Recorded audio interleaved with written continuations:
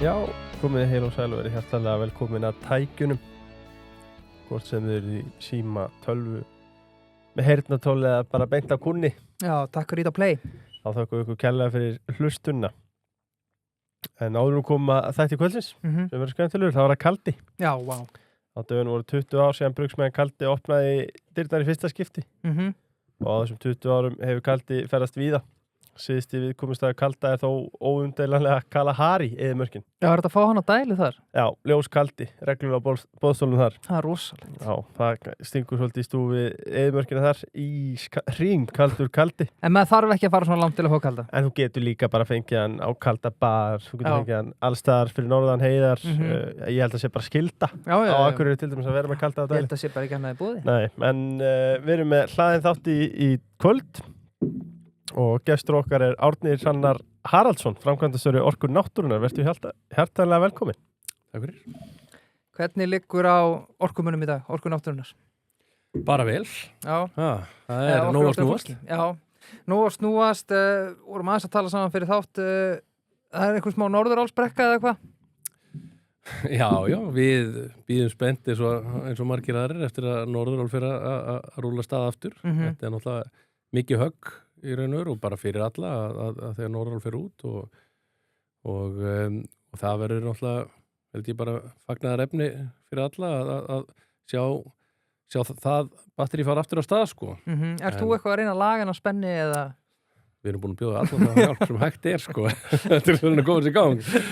En nei, þetta er, við fáum svona bara svona reglulegar upplýsingar það hvernig þetta gengur hjá þeim og þau hafa svona síðustu fréttir það, þau ætla að reyna að koma sér stað núna í apríl-maí, þannig að byrja að rampa þessu upp, sko, sem var náttúrulega bara frábært. Já, þetta er náttúrulega rosalega mikið bara fyrir þjóðarbúið, sko. Já, þetta er það. Skiptir miklu, þetta er bara svo loðnan, sko. Já, nema áreiðanlegra. True. En ég sé ekkert því til fyrirstuðu að keyra bara á þetta. Nei. Byrjum bara á tímanum hjá Actavis. Já, við fengum skammir eftir síðasta þátt að við vorum ómikið að tala um uppeldi á gestinni. Þannig að við fannum bara beint í kjöti núna. Já, við fengum nokkra í hattinn fyrir það. Hvað rólst upp? Nei. En já, tíminn í Actavis. Þegar Íslands fyrirtæki verður alþjóðlegt stórveldi í boði Íslandsjóða. Ekki gema peningin á innlánsreikningi. Að minnsta kosti ekki allan. Ekki allan. Gæti reynst góð ákvörðun að færast að minnsta kosti hlutans í innlánum úr innlánum í verðbréfasjóði til að ná fram hærri ávöxtun og dreifa áhættunni. Klart. Reglur sparnaður hjá Íslandsjóðum. Tölum fyrir honum. En Árni, þú varst auðvitað hjá Actavis á þeim tíma þegar fyrirtæki var að springa út á alþjóðamarkaði. Hvernig var að vera inn í fyrirtæki sem var að vaxa á svona ótrúlegum hraða? Þetta var náttúrulega, ég held ekki að tala bara fyrir alla sem hafa verið hjá Actavis, þetta var frábær tími. Það gekk rosalega mikið á og mjög gaman, maður læriði alveg rosalega mikið og þau tala sko hvaðan er ég, sko, Actavis kemur að Hafnarfirðinum, ég segi það. Ég er Hafnarfirðingur. Já, gamlari. Þannig að ég er svona, búin að búa eiginlega alltaf þar mína hunds og katta tíð og saman með konuna mína, við bæðið það, sko. Bæði með þess að vorum í Actavis, sko, sínu tíma. Þannig að þetta var svona svolítið fjölskyldu fyrirtæki okkar þegar við byrjum. Ég byrja þarna, sko, þegar að Actavis er, sko, Delta í raun og veru. Þannig að það er gammalt, sko. En þar byrja ég og þetta er bara lokal íslenskt lyfjafyrirtæki. Og ég segi alltaf, sko, ég labbaði út hérna 16 árum seinna og ég hætti þá.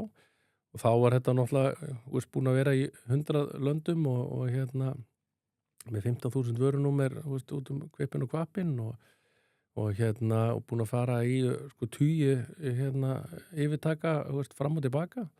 Þannig að þetta var rosalega rússibanni og rosalega, eins og sé, rosalega skemmtilega tími, sko. Maður læriði alveg gríðarlega mikið og maður þurfti að læra rosalega margt svona on the fly. Já. Þetta er svona, það sem gerði Actavis öðruvísi svolítið og af hverju var Actavis svona, það stækkur hratt, af hverju, það var, ég vil segja það, það er náttúrulega þetta íslenska element, það er að þóra svolítið, það er svolítið oft bara, bara keyra á þetta, við rættum þessu og fara af stað og svo skulum við greið úr þessu og auðvitað áttu alveg vandamál líka á leiðinni sem að kom einmitt út af þessu, en þetta er svona, held ég, sko, það var rosalega hraður vöxtur, það var farið í yfirtökur, byrja að sameina, byrja að keyra og við vorum að hlaupa mjög hratt oft, rosalega hratt.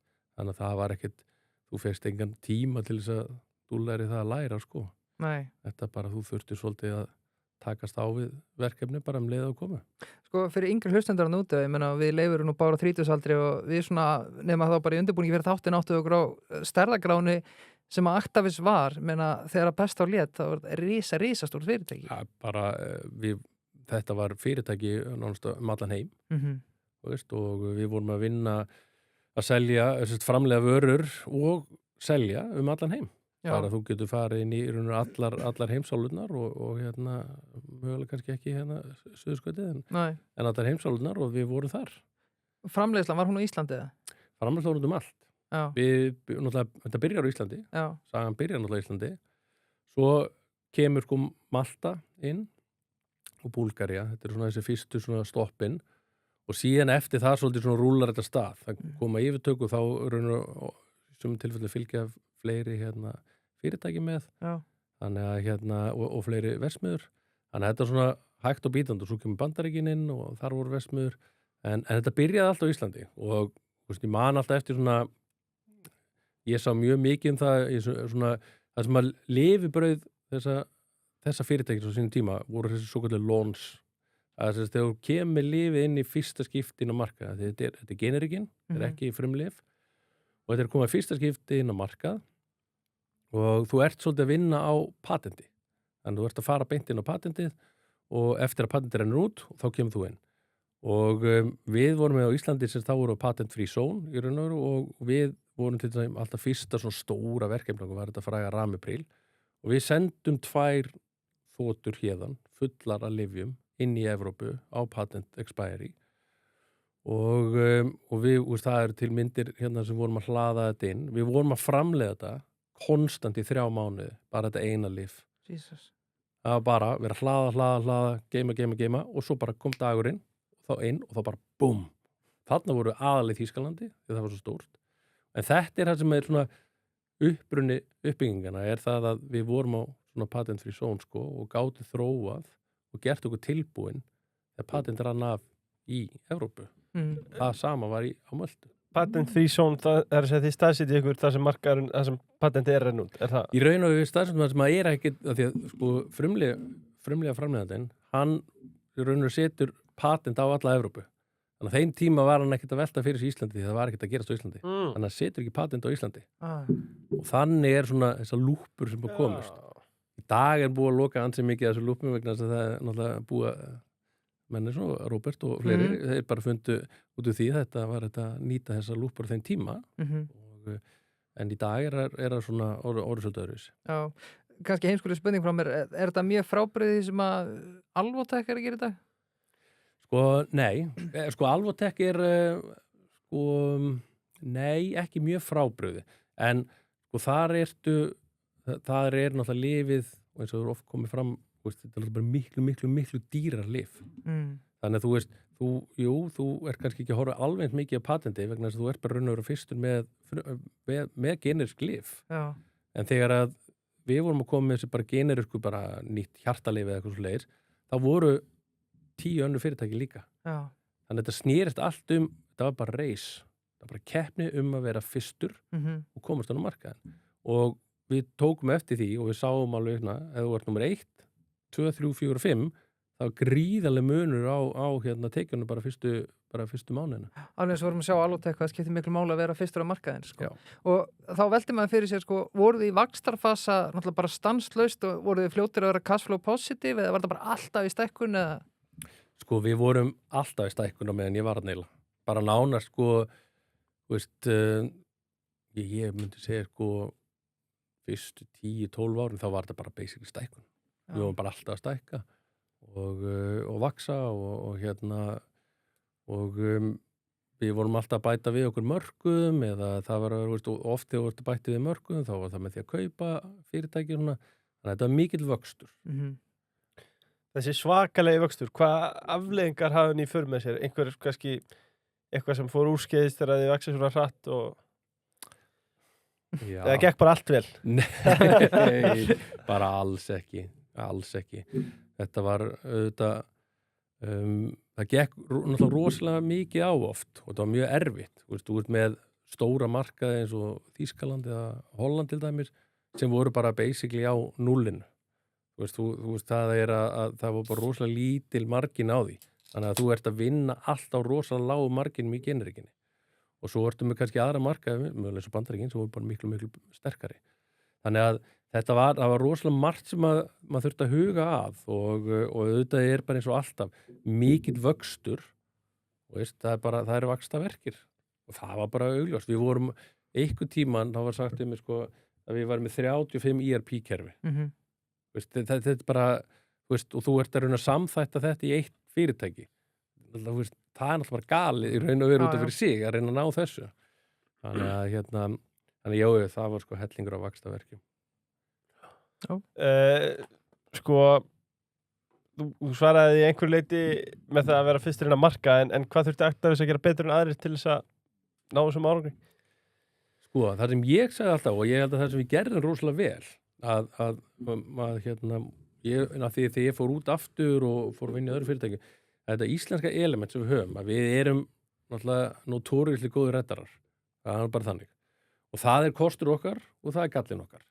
Við erum frábæri í því að vera tilbúin redda, við hlaupum hratt og allt það en við vorum líka stundum að hlaupa á hratt og gleymdum okkur og svona þannig að það sem að við hægt og bítandi gerðum að við náðum að koma svona góðu skipulagi hægt og bítandi á okkur á sama tíma við vorum að hlaupa mjög hratt og við vorum bara miklu, miklu hraðari en önnur fyrirtæki sem voru kringum okkur.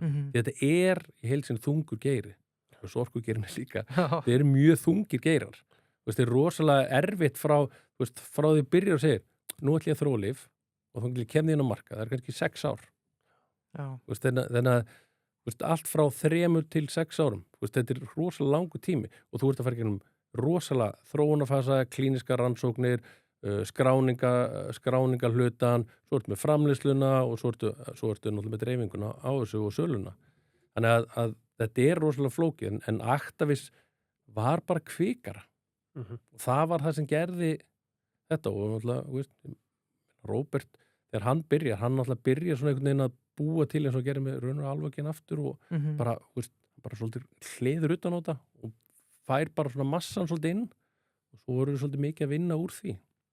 FDA heimsóknir, það voru líklega reglulegar eða hvað? Sko ekki náttúrulega hér að því að svo með Alvotech að því að hér núna í dag er Alvotech að fara framlega fyrir bandaríska marka. Einmitt. Við vorum raunum með FDA bara að því við vorum bara með framlega í bandaríkin fyrir bandaríkin.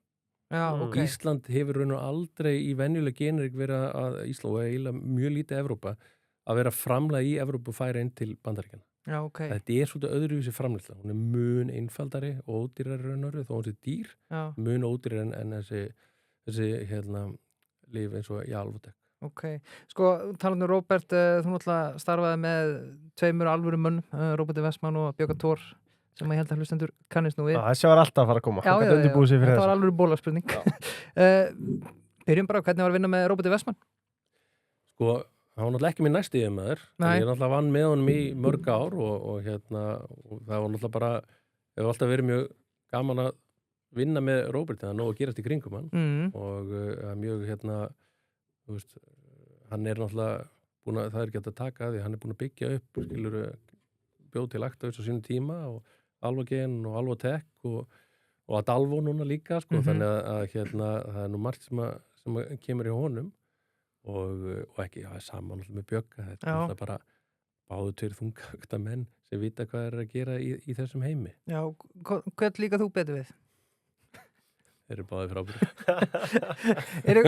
Getur þú sagt hlustundum, er munur á þeim 2? Eru þið líkir eða?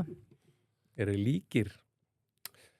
Ég veist að ég geti ekki sagt hvernig ég ætti að svara þessu í raun og veru. Nei, ég held að það sé erfitt að segja. Þeir eru, eins og segja, mín kynnaði báðum eru bara fín.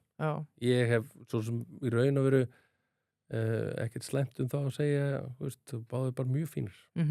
Varst þú eitthvað í hringuðinni þarna þegar þetta er allt í gangi þarna á milli þeirra, þessi yfirtaka eina fjölmörgu yfirtökunum?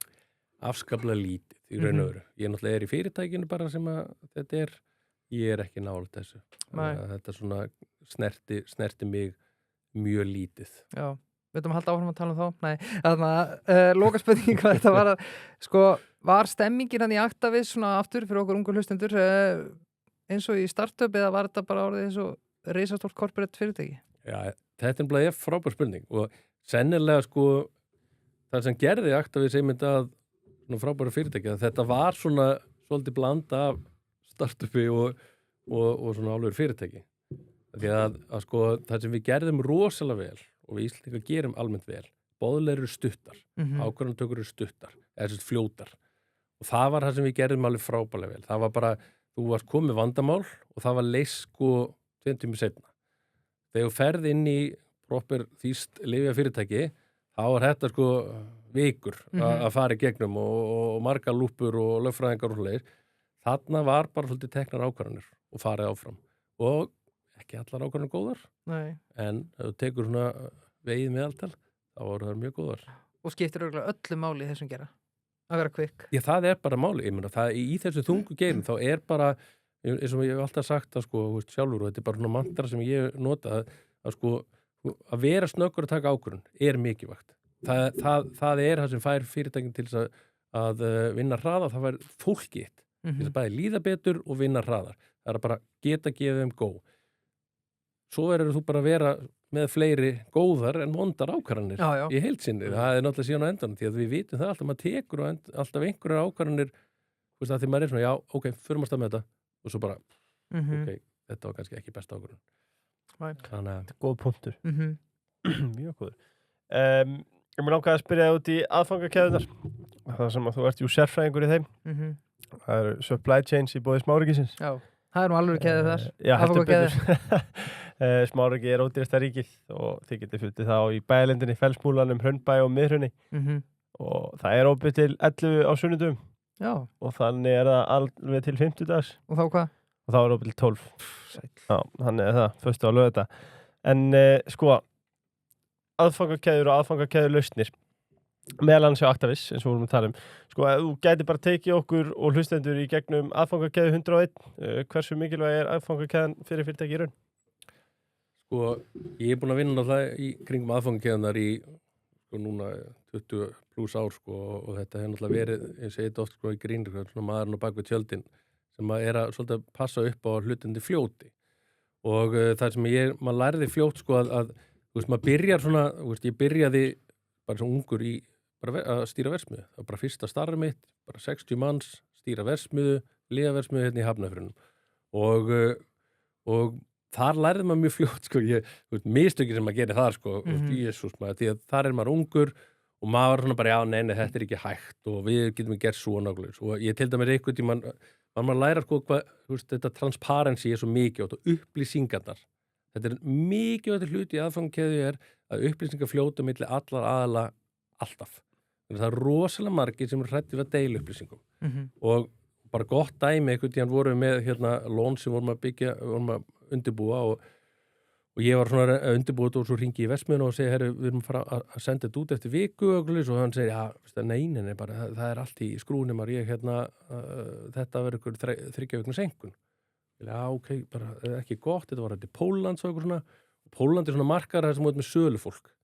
Ég ringi til Póllands og segi sölulegans og herru, við erum það er senkun. Ég var að fá þetta í hendurnar og senkun. Það segi, já, ok. Ég er með 500 mann sinna á hóteli. Hvað viltu ég gera við þá? Og ég hvað meinar þau? Ég er búin að ráða inn alla sölumennina. Þetta átti að koma eftir nokkra daga. Ég er undirbúinn til þess að fara með 500 sölumenn allt Pólland til að selja þetta.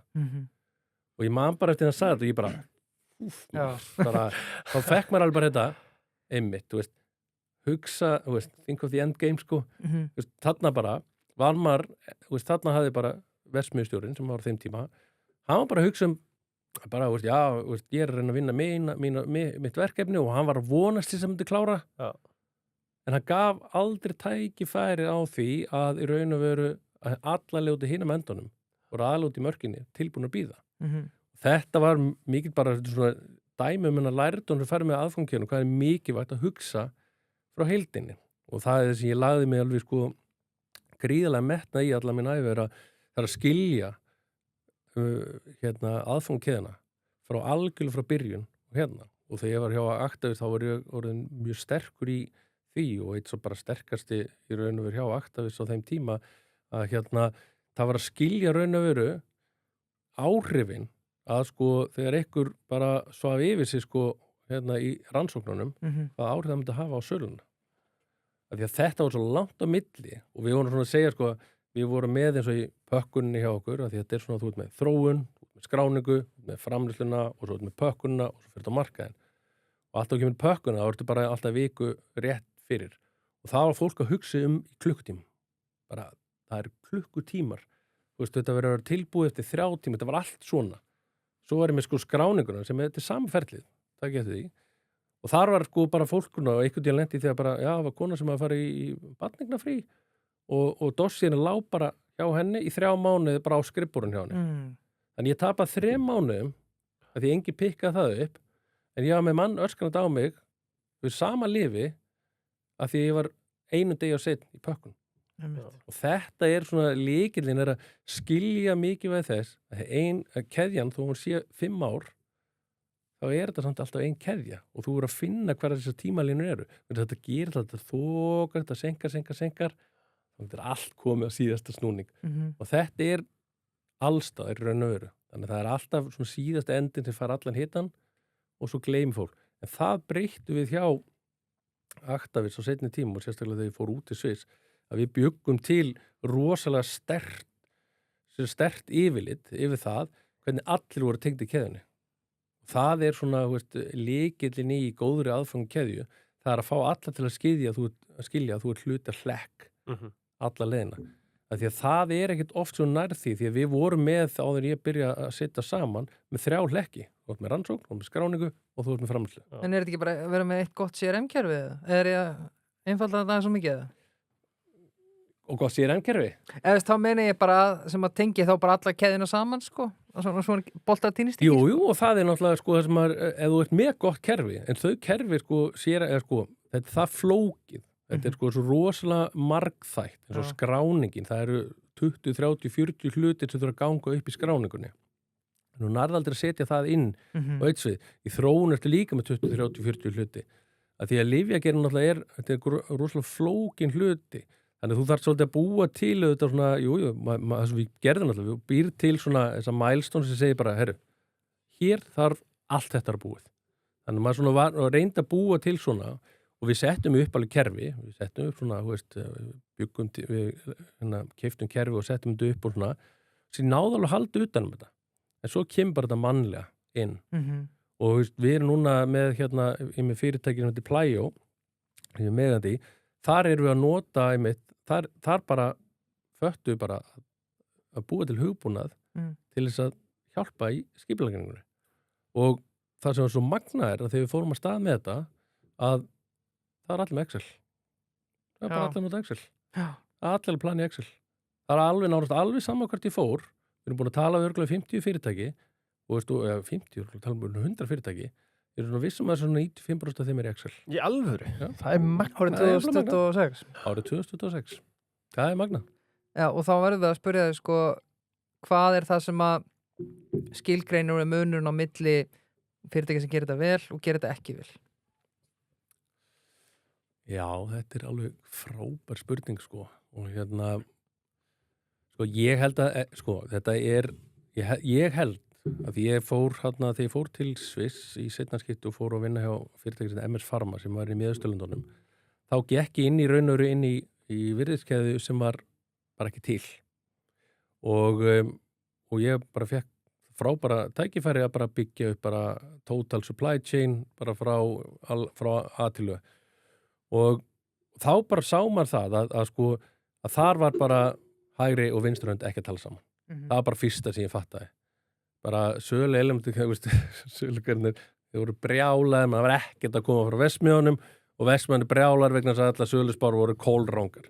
Og það var bara svona, ok, þetta nú ekki flókið mál sko, þú bara byrjaði bara á því að segja hvað þarft og svo bara vinnum við þetta tilbaka og við byggum bara til kerfi, settum bara í þessa bara standard supply, þetta ekki rocket science sko. Nei. Þetta rosalega ægi. Rosalegur ægi sem þú þarft. Og ef þú ætlar að gera þetta vel, þá þarftu að aga. og þú ert líka, það er tvennt sem ég segi, það er ægin sem þú þarft, en þú mátt heldur ekki búa til of þungt kerfi, þannig að ægin er það mikill að það fyrir að hægja á hlutunum. Þá þarft að vera með þetta element líka í geta svolítið svona vera svolítið kvikur í því að vinna hlutina. Og það var það sem hjálpaði mér að verða raunum sterkur í þessu fæi, var það að ég kom frá Íslandi og ég var alltaf það var alltaf að leita til mín að redda hlutunum. Þess að ég var alltaf geggjaður reddari, en ég bjó líka í Sviss í 8 ár, sko, þannig ég var geggjaður skipulagningu og var með verkefni á stofu og ég bjó til rosalega sterk skipulag. En ég bjó til skipulag á þann máta að ég vissi það líka. Þegar ég sá, það var alltaf þannig, þegar fólk var búið að gefast upp, þá hringdi mig og þá fór ég á stúfana og oft þá fundu einu sinni þá skemmtilega þá voru að framleiða eitthvað í Óman og var allt seint og ég hef búin að fara til Grikklands og fyrirtæki sem var framleiða var þaðan og þau voru með, svo sögðu þau, nei, við erum með verksmiðju í Óman og allt í klessu og ég segi, herru, við vantar 1 markað. Það er frá UK inn á patent expiry og við áttum þetta saman og það var alveg gekk illa og það enda með því að við leigðum flugvél sem flög beint frá Óman til London og þetta var eins og segi, þetta var stundum eins og bíómynd þarna. Félagið minn sem sá transportationi þá, hann var í þvílíku basli og hann sagði, þetta var eitthvað algjört drasslvél og hann var komið fram í með síman að reyna að Google þetta var svo mikið bíó sagðan. En þetta var við þurftum bara að finna oft svona leiðirnar og þar kom þetta inn sem ég sagði bara, herru, ok þau segja að fyrsta svar var við getum ekki gert þetta 5 markaði. Þá segi ég bara, ok, ég þarf 1 og bara þennan. Allir hinn með að sleppa. Þá segi ég, já, ok, við getum gert það og þetta var komið þetta reddar-element upp í manni, sem við Íslendingar eru náttúrulega frábærir í. Og þannig náðum við ofta að redda alveg fullt af hlutum sem það var allir búin að gefa upp bátinn. Nær maður að heimfæra svona þekkingu yfir svo aðra geira á önnur fyrirtæki? Algjörlega. Ég meina, algjörlega. Já. Þetta því þú veist, á endanum þetta er supply chain. Þetta er einfalt, þú mappar upp supply chain, það er bara frá A til Ö, hvernig er þetta að vinna þetta og það og oft er þetta bara tiltölulega einfaldir hlutir sem þarf til þess að gera þetta almennilega. Það er ekki að flókin, en þú þarft svolítið að þú verður að horfa til heildina, verður að skilja heildina. Það er rosalega oft sem fær supply chain sem er bara, já, ég er með verksmiðjuna og er að dæla út úr verksmiðjunni. En þú veist þó ekki nákvæmlega hvað er á undan eða jafnvel hvernig markar hann að taka mót þessu. Ég fór alltaf reglulega, alla verksmiðjur, talaði alla verksmiðjur reglulega, keiri þar, fáðu tenginguna inn. En svo á endanum þá viltu hafa þetta moment að þegar ég þurfti að hringja ykkur, þá er ég búin að fara nógu oft í verksmiðjuna og segja, nú verður þú að redda mér. Og hann bara, ok, við gerum þetta. Af því að það vilja allir hjálpa. Það er ekki málið. Stundum er þetta bara mjög erfitt. En það var þetta virkaði rosalega vel og svo fór ég alltaf að marka hana. Og náði trausti á þeim og ég var alltaf að berja á þeim að koma með þetta þannig að það sé að þeir skilji svolítið að eins og ég segi, það þýðir ekki, það var fyrsta sem ég lærði í miðausturlöndunum. Þeir eru bara sendu bara pöntun eftir mánuð og ég segi, þið vitið það að það er 3 mánaða lítam á þessu. Það er fysiskt ómögulegt að gera þetta á 1 mánuði. Já, ég meina við erum með mánuð og ég segi, en það bara virkar ekki. Þannig þeir stilti af allt þetta og þeir bara vissu, já, ok, 3 mánuðir og ég bara mældi það það var alltaf, ég var leiðilegur alltaf að mæla allt í ræmur. Þannig ég sá þetta bara, já, 70% af pöntunum voru innan við 3 mánaða.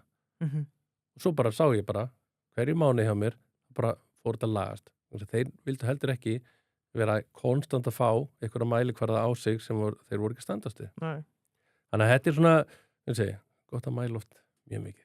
Já, sko, þetta er að slúta þessu, þetta hljómar eins og að vera sterkur í þessu sé alvöru advantage, sko. Að skilja þetta ferli. Þetta er bara, sko, fyrir mér að og í öllum fyrirtækjum, þetta er líkil, ég segi sjálfur frá, þetta er líkil fólk. Það er fólki sem skilur raun og veru samskiptin á milli framleiðslu og sölu. Og þú verður að vera að ná því. Sko, þú ert að vinna með þú ert að vinna með byrðirnar, þetta sá aðili, ef það eru ómikla byrðir og oflítla byrðir, þú ert með stokkáti inn á mörkuðunum, það mjög fljótt að koma í baki á þér, það svo rosalega margir svona hlutir, af því að það alltaf auðvitað að segja, herru, þetta ekkert mál, bara, ef þú tala við sölumann, það bara, þið bara framleiði nóg inn á byrðir. Við bara, nei, já, ekki pening til að geima svo mikið að byrðum. Þetta er rándýra vörur. Þannig að þú líka að finna þann balans. Þannig að það er balansins þú ert að vinna alltaf með. Þannig að við gerum eins og þá var ég með Rússlandi, sko. Og við settum upp alveg, ég fekk þetta skemmtilega símtal bara, þú verður að redda meiri vöru inn í Rússland. Við erum bara allt að gerast og ég bara ok og endaði að fara fór til Ísland, talaði eitthvað fyrirtæki þar Metis sem var þá, fór síðan til Prag, fór ykkur 3 tíma ferðin ykkur versmiðu lengst út í Tékklandi, alveg yst í Tékklandi austast, satt þar fekk til þess að vinna með þeim og fekk svo kem ég heim næja auka magni eitthvað 20% auglust bara, cirka bát. Ég bara, flottir, allir ánæðir, við erum komið með þetta og svona 2 vikum seinna hringir Rússin í mig og segir, mér vantar þetta ekki neitt að þessu og ég er með heila hellinga eina vörun sem þú verður að cancela. Já, nú ekki bíó, sko. Maður bara, ég var að eyða öllum sem tími að auka og núna viltu meiri segja minnka. Og þannig að þetta er svona að ég segi, það eru oft dindóttir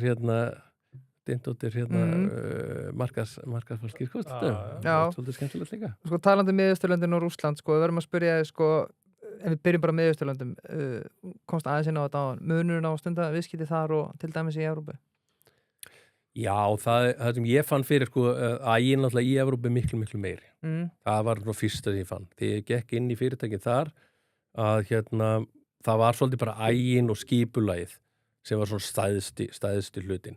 Og auðvitað sko, Evrópa er líka svolítið að stór hluti að Miðausturlöndunum þannig að þú ert í raunum með sölufólk. Þú ert í raunum að selja inn.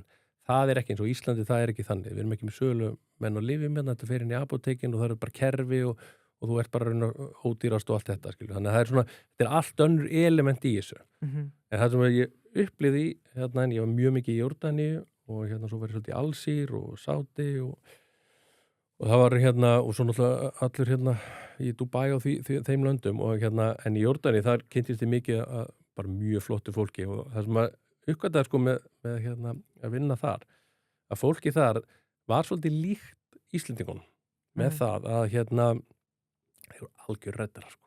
Það var allt gert í bara negotiation.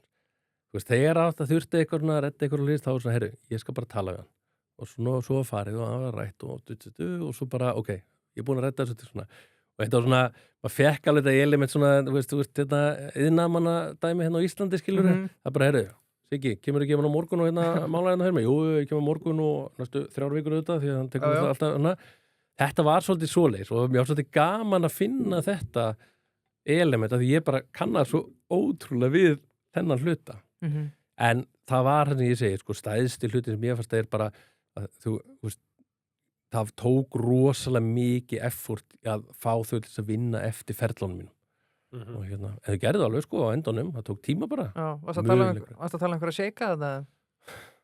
Já, maður náttúrulega hitti nú alls konar fólk eigandinn og fyrirtækin sem hann var nú alveg eitt svo ríkast í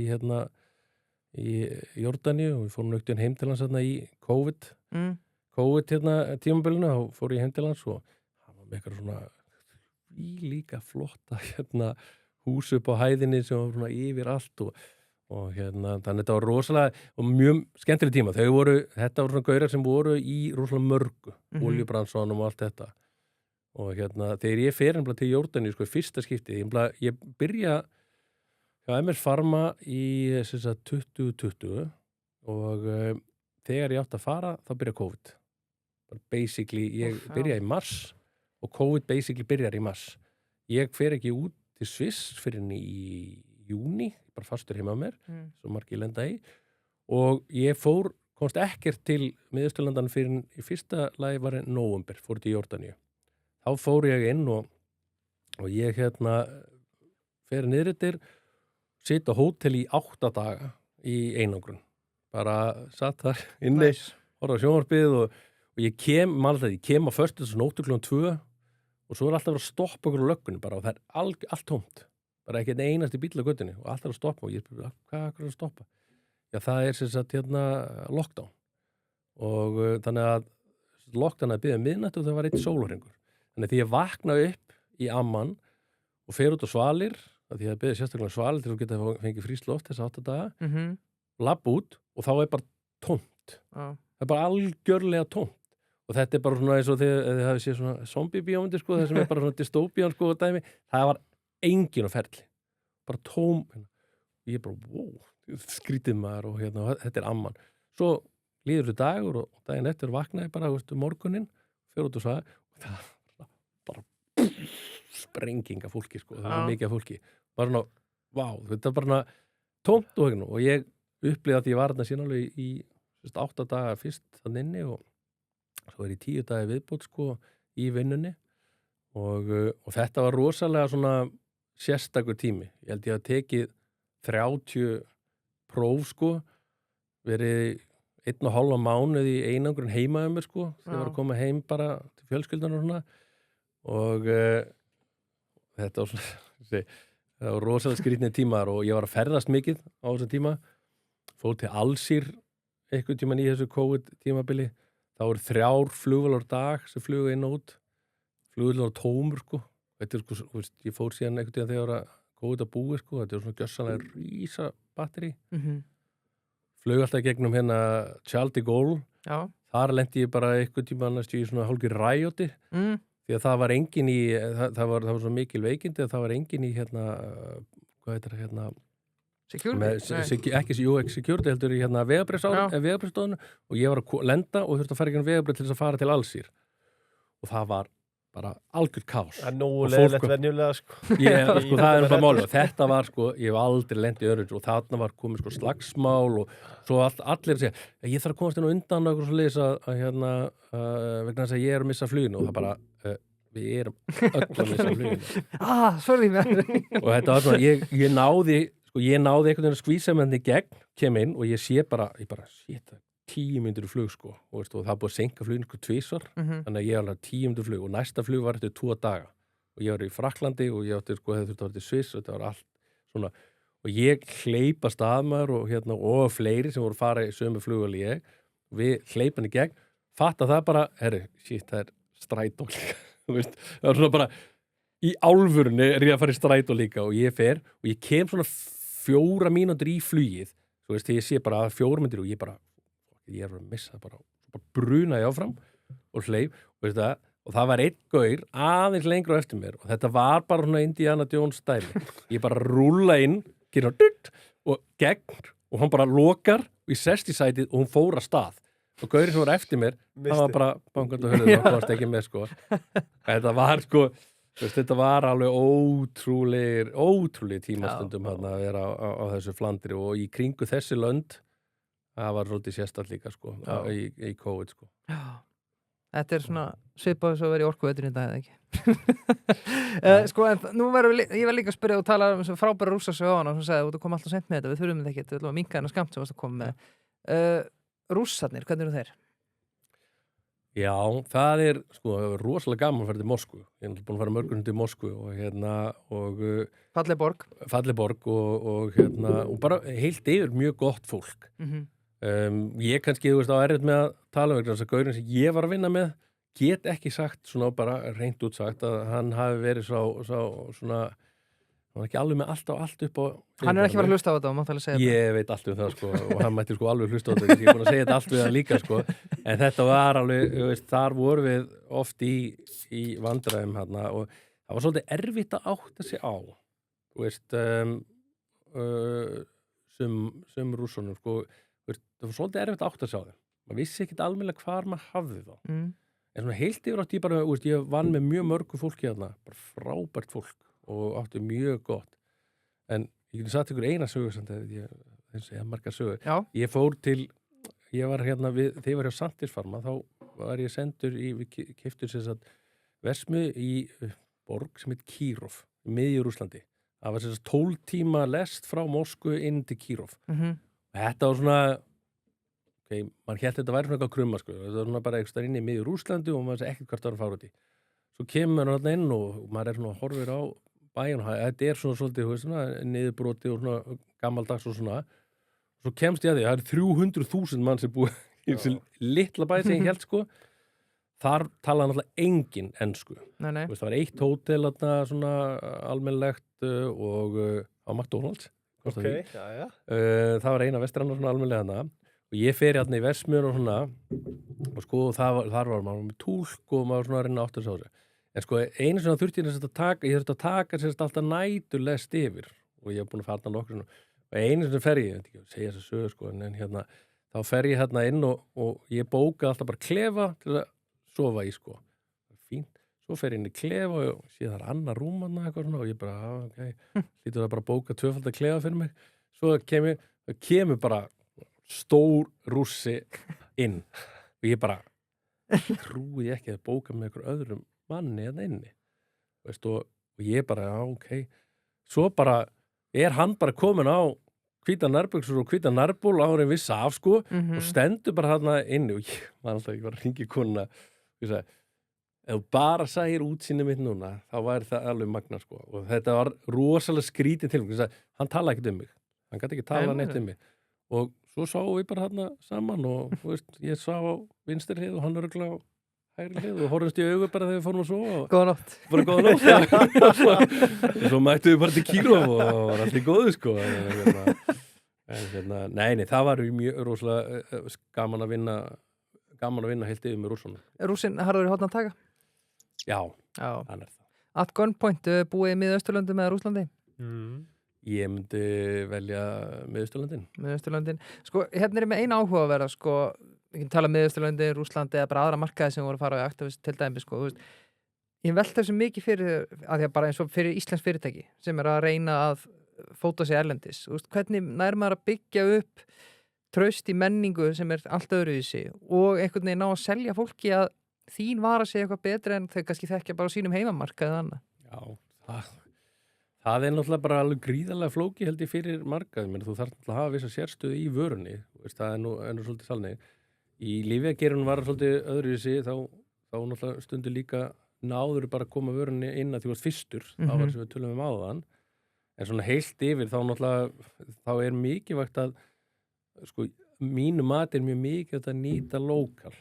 Við tölum oft hérna sko, veist, think global, act local sko og það rosalega mikið að vinna þetta út frá, veist, að reyna raunur að byggja þetta upp að hluta til innan frá líka. Veist, að koma bara inn og ætla að eigna sér eitthvað held ég sé rosalega erfitt. Já, við sjáum þetta bara, við sjáum þetta bara svo að tóku viðtal við Eld í Amarok, skilur, hann talaði bara að veist, það rosalega mikið þetta séla á fossendum grænlendinga, skilur, hann sé ekki að koma og taka eitthvað af þeim, sko. Já. Og það bara nákvæmlega, þegar ég segi, act local, think global, sko, og hérna, svo held ég líka bara að sé, svo mikið að, sko, líka velja líka rétta landið. Veist, ég hef oft sagt að, sko, mér finnst svona, veist, nú hef ég unnið mjög mörgum mörkum, með mörgum mörkum, og ég man oft maður að horfa á hvernig strategían var hjá okkur í sölunni og hvert vorum að fara og svona. Og við svolítið fljót alltaf að segja bara, herri, byrjum að fara til Danmörku eða Noreg eða Svíþjóð skilurðu og veist svona. Þetta bara með erfiðustu mörkum að koma inn, með lágar marginur oft líka sem voru að vinna á. Veist, og ég hef oft sagt, sko, af hverju ertu ekki bara að byrja að fara bara beint inn í Pólland?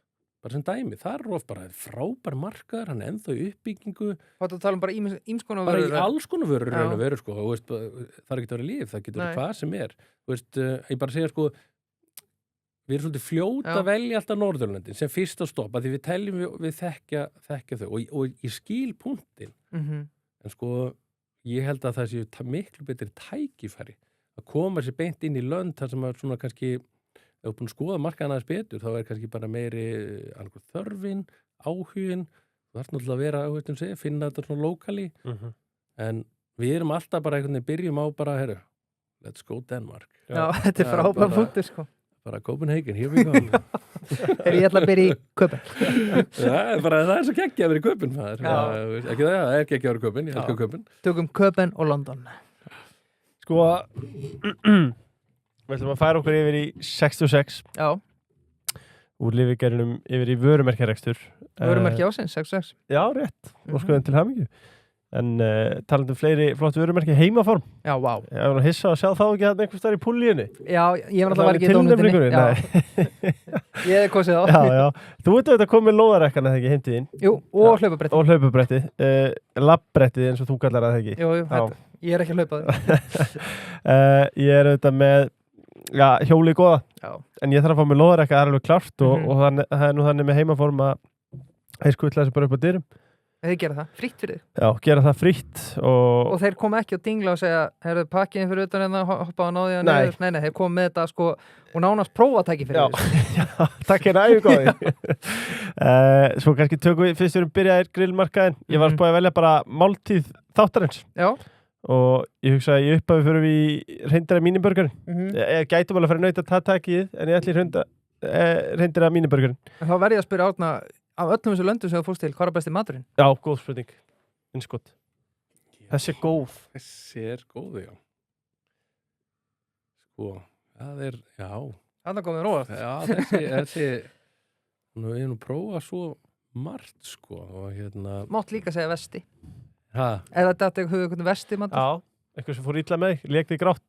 Nei, ég hef nú verið heppin með það. Ég hef nú svona, ég hafði rosalega gaman að því að þegar ég fór til Miðausturlandana að upplifa sem sagt þann, þú veist, hvað ég segja, það kusín eins og maður segir.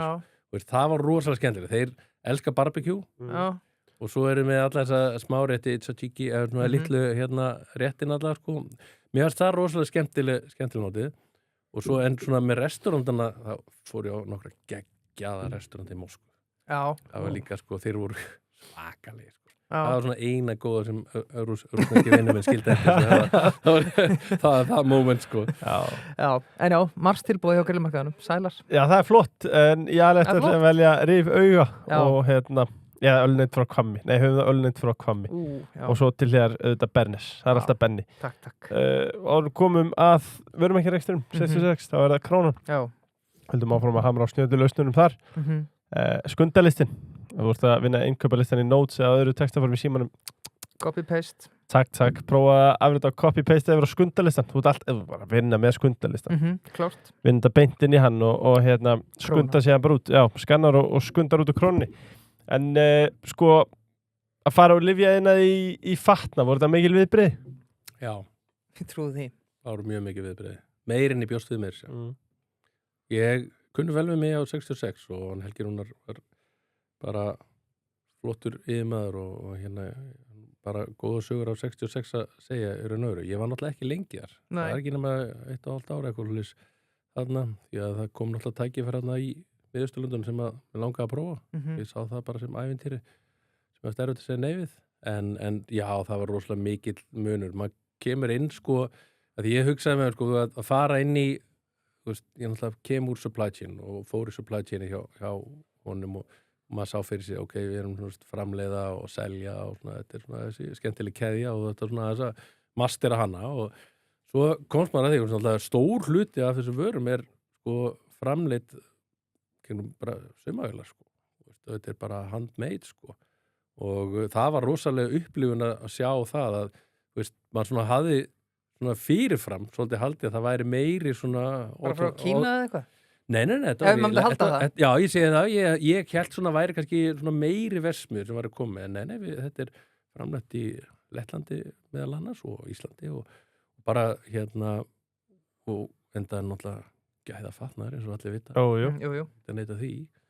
Þannig, jú, þetta var svona virðiskeðan þarna og var tölvöld einfaldari en ég held. Og það var svona það sem kannski kom mér svona mest óvart ég byrjaði þarna. En getum við þá, að því voru að tala um erlenda markaði, minna, þú veist, það er ekkit launung að mála, þú veist, útrásinni á 66 erlendis hefur sumt hefur gengið vel, sumt hefur gengið illa. Heldur þar mögulega að sko einhverja aðra markaði? Eða? Sko, ég held að, sko, þegar ég kem inn, þá nefnir hann við mig að nú síðan að skoða einmitt að fara inn á fleiri erlenda markaði og svona og er að reyna að horfa til þeirra.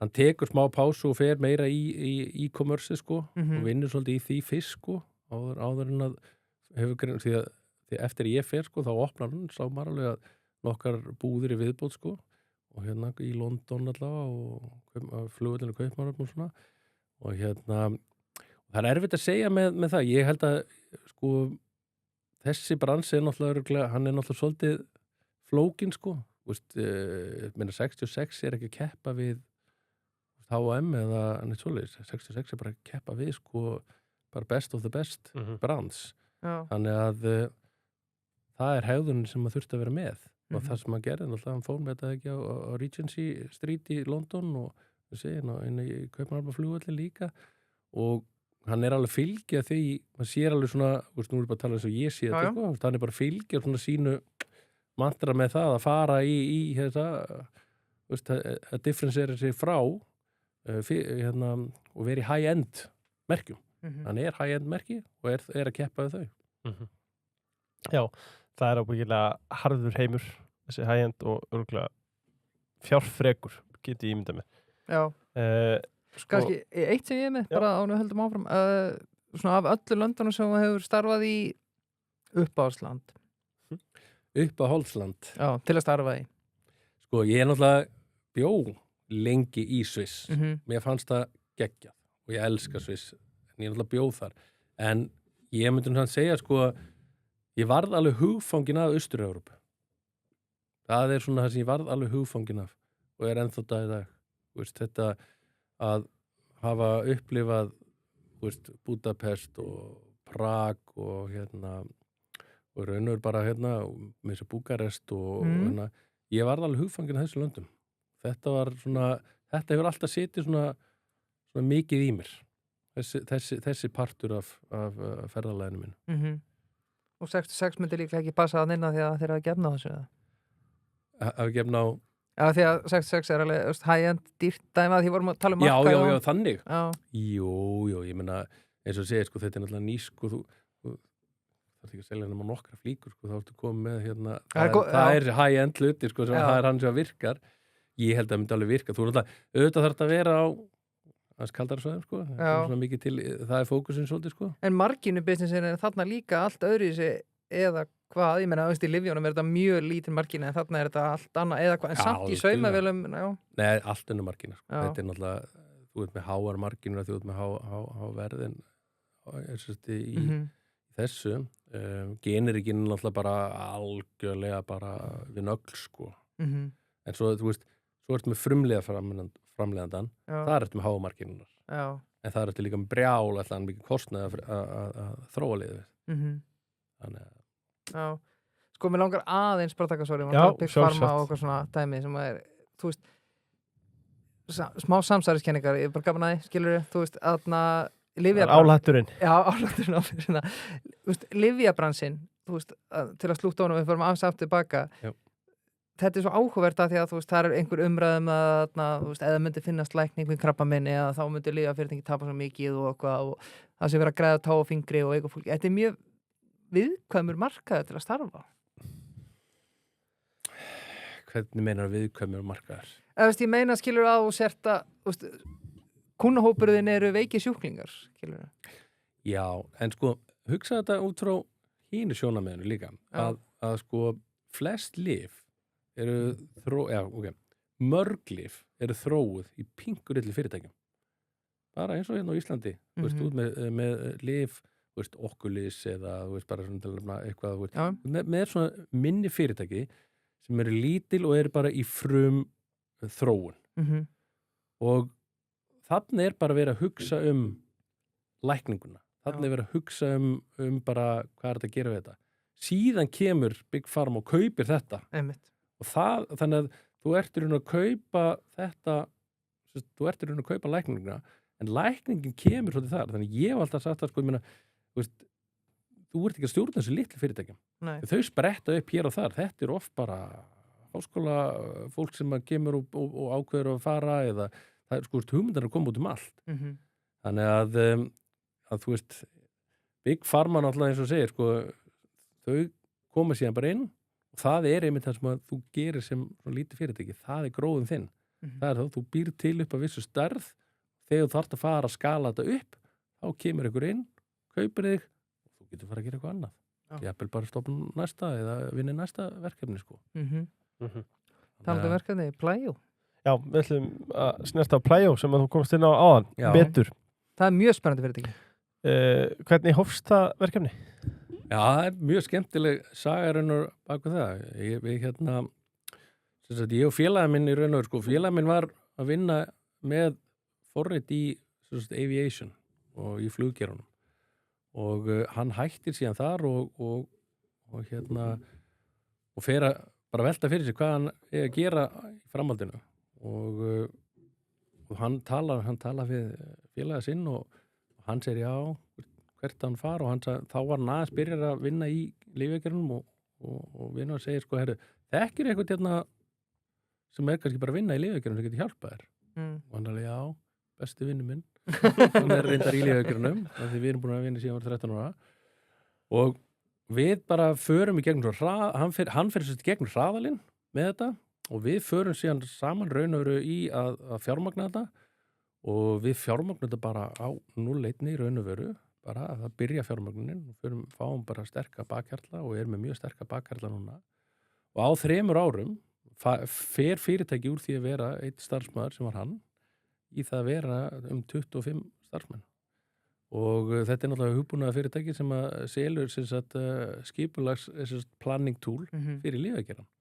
sem var basically bara það sem ég var að gera og bögglast við í mörg ár og hann var bara með hugbúnaðin og við bara segðum, ég sagði bara, þetta er allan daginn að fara að seljast, eins og ég sagði áðan við þig, Excel 95%, það er bara, þetta er allan daginn tilbúið og við settum þetta bara stað og þetta er bara vaxið bara alveg gríðarlega hratt og góðu bakhjarlar með okkur, eins og Frumdag og sem kom inn með fyrstu og Dr. Akon og svo hefur þetta bara í raun og verið svona vaxið og þetta var svona, eins og segi, ég bara datt inn í þetta með honum bara fyrst bara svona til þess að hjálpa honum eins og segi, þetta var nú bara svo bara var þetta svona meiri alvara og svo hef ég náttúrulega verið stjórn fyrirtæki sem bara síðan frá við fengum bara fyrsta fjármagni inn og búin að fylgjast með honum í þessu og aðstofan í þessu og við erum bara að gera í raun og veru frábæra hluti með þetta fyrirtæki og ég held að sko tækifærin eru stórkostleg. Það er það sem er að það er bara að mínu mati bara algjörlega í okkar höndum sérstaklega hans sem er með þetta fyrirtæki að stýra þess frá degi til dags að gera kurs. Sko við erum að vera að tala um Orku náttúruna eftir sem er náttúrulega bara uppáhalds fyrirtæki en klæði ekki til puttan að vera í deili í þannig? Jú, það er, stundum gerum við það algjörlega og en þetta er en þetta er ennþá bara í þessum vexti. Við höfum oft gert grína þessu, hann er mjög bara, stýrir þessu bara mjög vel og er að gera þetta mjög vel og þetta er svona í þessu nýsköpuna fasa. Ég kann miklu betur við mig í þessum stóru skriðdrekum og þar sem eru bara flækjustíði bara mikið og þess vegna kann ég eru við bara báður á góðum stað akkurat núna sko. Já, hvernig eru, ef við horfum til næstu 3-5 ára þarna í Plæjó, hvernig eru þið fjármagnaði núna, hver er næstu skref? Sko við erum fjármagnaði núna, eins og ég segi, við erum með 3 sterka bakhjarla núna, við erum bara að stefna og fara í Series A í raun og veru og fá bara Series A sem er raun og veru svona bara svona proper, það er nokkru milljarðar sem við köllum eftir þar inn í halda áfram byggingu, þannig að við erum ennþá að vinna á því á bakhjörlum og raun og fjárfestum bara og það hefur bara gengið bara rosalega vel, það hefur ekki verið raun og veru neitt, það hefur ekki verið neitt vesen að fá fjárfesta inn. Það er, ég held að ég veit það bara, þau sjá tækifærin, alveg eins og við sáum þau í byrjun, þau sjá þau líka í dag og þannig í dag hef ég litlar áhyggjur af þróuninni og segjum þetta maður alltaf áhyggjur að þessu en þú veist, ég hef bara svo miklu trú á þessu. Og vaxtamöguleikarnir endalausir eða hvað? Já, veistu það, þeir eru ansi miklu vegna þess að ef þú hugsar út í þetta sko, í dag við fórum svona stað með vissan svona hóp sem við hugsaum út í, það er svona generíski hlutin lífið að gera hún, millistarðin ef þú myndir fara inn í Big Pharma 1, 2, 3 fyrirtæki það er bara exponential stækkun og svo getur raunur þú veist framtíðin með svona að því þetta er raunur planning, þetta er skipulagstól, þetta er alveg sérstaklega og þetta við erum að nota gervigreindana líka til að hjálpa okkur að skipulagja fyrir okkur að það er auðvelt að ef við viljum láta þetta vaksa í aðra hluti það er mjög auðvelt, við erum bara ekki vilja það, því að við teljum mikilvægt að einblína og vera fókusar á lífemarkaðin núna vegna það er bara nóg þar en veist, hver veit hvað við verðum eftir 1 til 5 ár sko veist, ég held að þetta sé alveg það er mikið potential. Þetta er fínt hobby, sko. Já, ég trúi því. Margir sem að vera hobby í þetta, sko. Mér langar að spyrja, annars vegar, sko, með, sko, það að flesti séu með þetta í Excel, á ég þá bara að trúa því að það sé ekki miðlagur grunnur heldur setja bara handslegið þar inn og svo hver að vinna í hverju hotni fyrir sig. Þetta er svona, sko, þú ert með miðlagur grunna fyrir gögnin. Já. Skilurðu. En svo þegar kemur að skipulegning, þú ert að skipulegja, ok, fyrst fyrir hérna, svo gerur þetta, svo fyrir þarna, svo þarna, svo þarna, svo þarna, svo þarna. Og það er ferli sem slíkt. Þau ferli þurfa að vera visual og auðveld að sjá. Já. Það er rosalega erfitt í að ferja í SAP eða eitthvað stóru ERP-kerfin. Þau eru hins vegar með gögnin. Þannig að við búum til kerfi sem les ofan á gögnin og dregur gögnin út og býður til visualt. Því að það er það sem þú vilt á endun. Það er visualt og automatist. Og það að það hjálpi þér að taka fljótar ákvarðanir og hjálpi þér að sýna í raun og hvar vandamálin eru, hvar ertu statur, áttu nú hráöfnum, ertu tíma, þú veist, allt þetta. Þegar þetta er flóki ferlinn sem við benda á, þetta eru margir snertifletir og þetta er svona það sem við þurfum að þarta svona að hafa svolítið stóru myndin af. Já, einmitt, þjónustan, þetta kemur inn á næstu spurningum sem var sko að þú talaður það að kerfið í sjálfu sér væri eitt en svo væri annað að framfylgja því og ægin sem að til þess þyrfti en þú veist að lýsa því sem að kerfið ykkar gerir, þeir eru ekki þá í eftirfylgni og ráðgjöf þegar þeir eru að innlega kerfið eins og staðan er núna þá eru við ekki þar við erum bara komið kerfi og innlega kerfið hugbúnaðin í raun og veru við hefum ekki verið að fara í ráðgjöfina sem er alveg tækifæri maður vill, en akkurat núna hefur þetta verið, og fókusn á uppbyggingun hefur verið á hugbúnaðin og byggja það inn. Því að, sko, sérfræðingarnir eru yfir til staðar inn í, þú ert með supply chain manager út allar hrissur. Og þegar þú sýnir fólki þetta kerfi, fyrsta fólki, það er aðilinn sem er að vinna í þessu, hann segir strax, þetta er geggjað. Kottum með það. Já. Bara strax. En svo er náttúrulega það fari gegnum lúpundar sem heitir sko fjármálastjórinn og allt þetta og þar eru oft sellið erfiðara sko. En ég hef aldrei hitt fjármálastjóri sem segir kottum með þetta strax. Sko, fyrir að því að við erum nú með marga kúrika sem hlusta, er þetta fjárfesta í þessu? Já, ég er bara... Nei, sko, við erum náttúrulega að leita, sko, við erum að fara í þetta fjárfestingaránd, þetta sér ég segi. Og það ég veit alveg það að það hafa margir sýnt áhuga á því að koma þar inn. Okay. Og þannig að það er náttúrulega bara næsta verkefni okkar, því það er verkefnið, þú veist, núna á þessu ári, það er að vinna í því. Þannig að auðvitað eru ég myndi að alltaf tækifæri, að taka samtalið. Mjög gott. Ég svo við ferum okkur yfir í orkuskiptin, Birkir. Nefnum að það eitthvað við þetta að bæta. Já, það verður mjög gaman að fylgjast með Plæjó. Það eru greinilega spennandi hlutir í gangi þar. Já, skoðum það. Fullt af fréttum það. Já. Sko, við erum náttúrulega að tala jafnvel bara stærstu umbreytingu samtímans. Klárt. Orkugeirinn stendur á tímamótum og eins og við töluðum aðeins fyrir þátt, það er gaman að vinna í orkugeirinnum þessar mundir. Það er aldrei verið skemmtilega. En hversu stór umbreyting eru orkuskiptin í raun? Þau eru náttúrulega eins og fyrir á Ísland með þess að sko, þó við séum komið mjög langt í því að vera með græna orku og allt það, þá eru orkuskiptin alltaf bara gríðarlega stór og við erum að tala um að rafvæða, við erum að tala um að vera rafvætt, bara basically að allt á að vera rafvætt á endanum. Allir bílarnir, við ætlum að vera með skipin, við ætlum að koma með flug, það eru orkuskiptin til lengri tíma. Í dag eru við náttúrulega einblína svolítið á samgöngunar og þá er mjög mikið verið einblína á samgöngur á landi og það er svona, það sem er nærtækast og er það sem við eigum að geta flug og og bátar verða alltaf flóknara sko.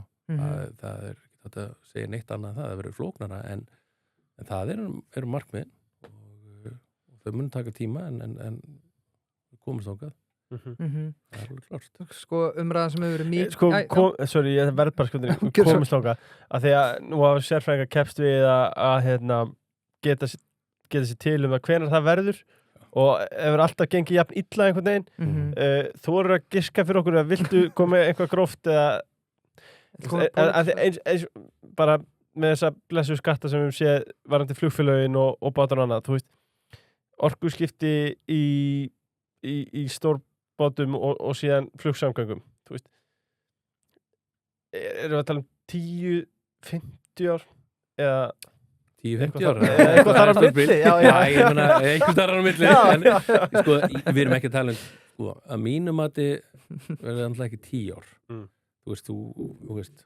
það áttu að vera 10 ár fyrir 10 árum ég veit það ég myndi segja það við erum svolítið lengra frá því að ná því sterkt inn veist, þetta mun taka tíma og hérna þetta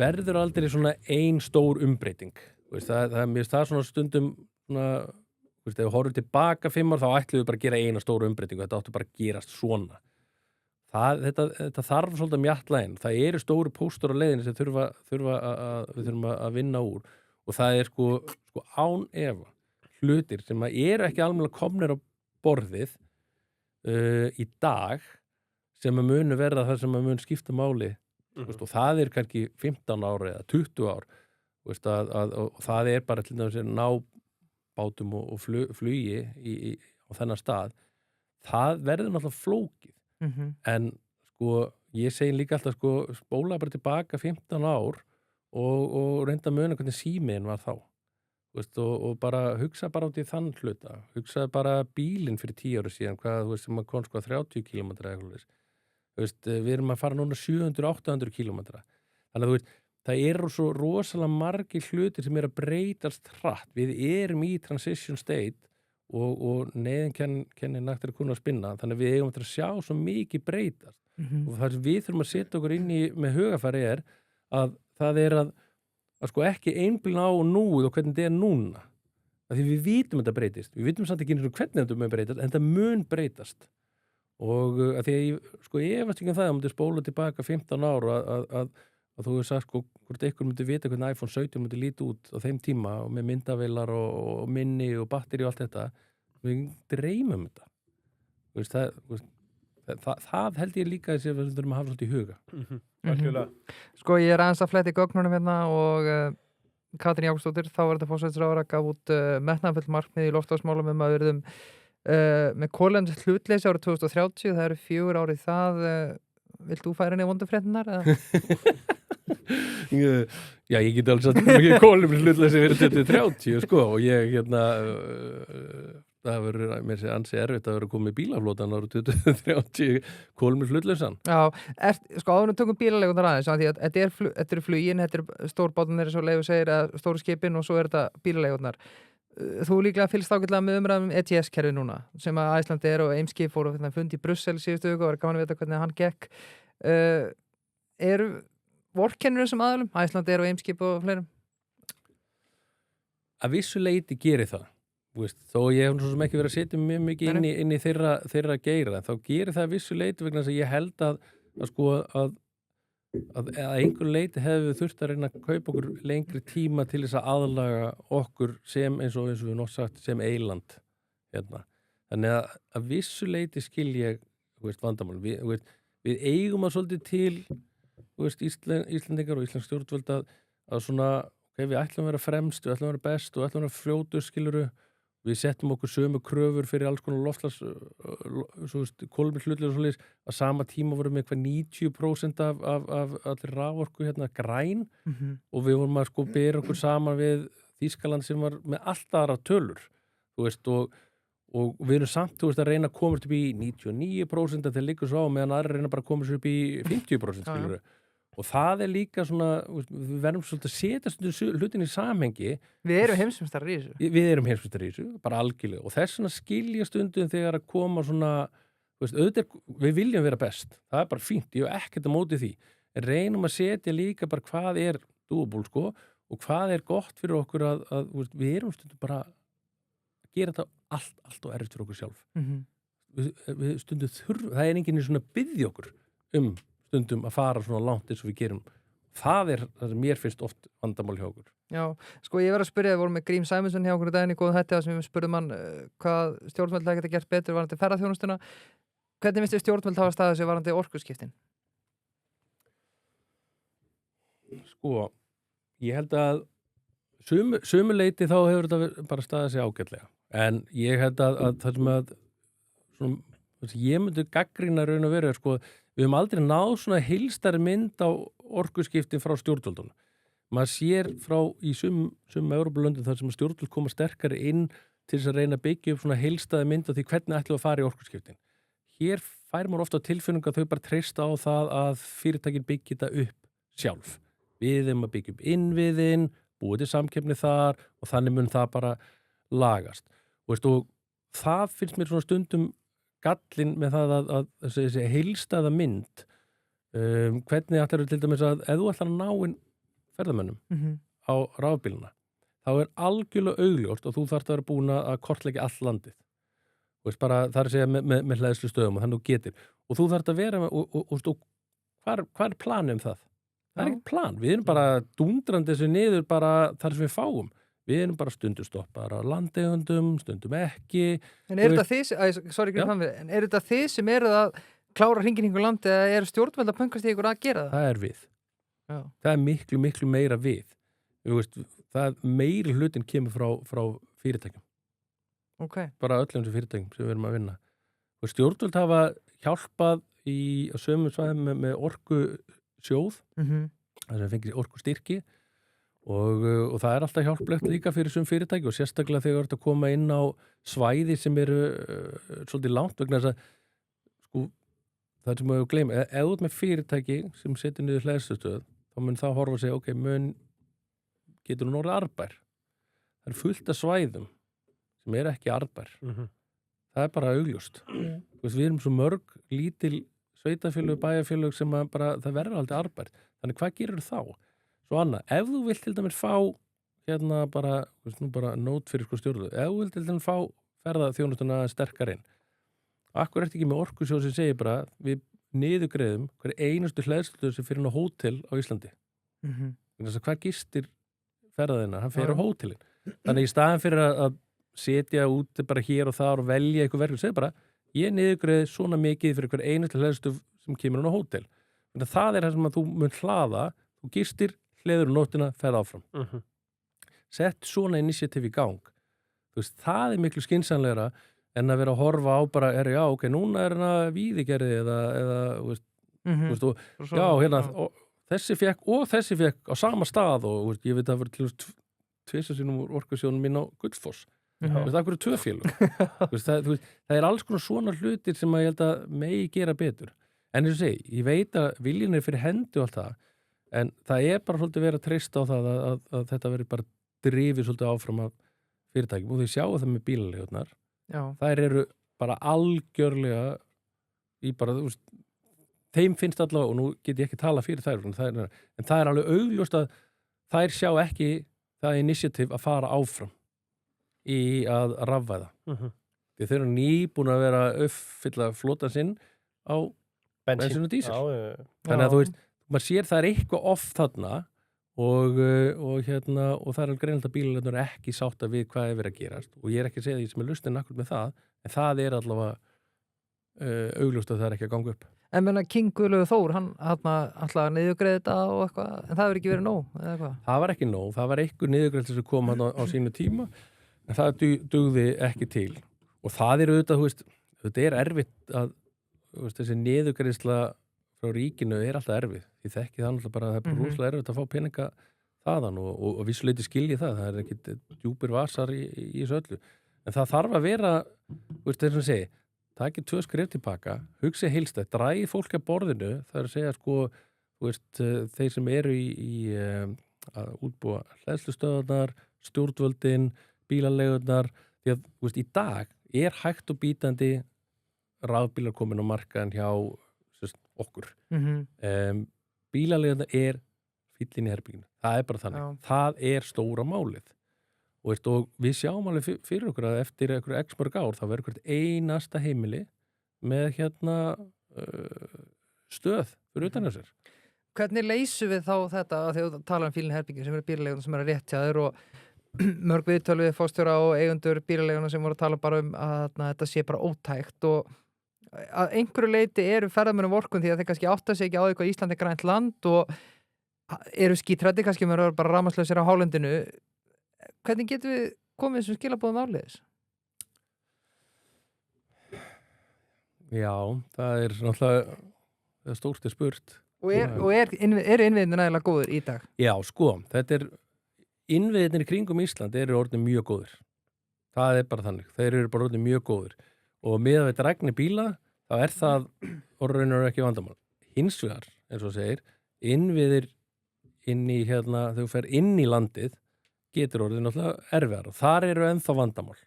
Þannig að þú veist, ef þú ert að fara í einhverja eppaferðir, sko, þá ertu ennþá náttúrulega þarft að finna út úr því hvernig við vinnum með það. Vegna að setja upp oft hleðslur það erfitt.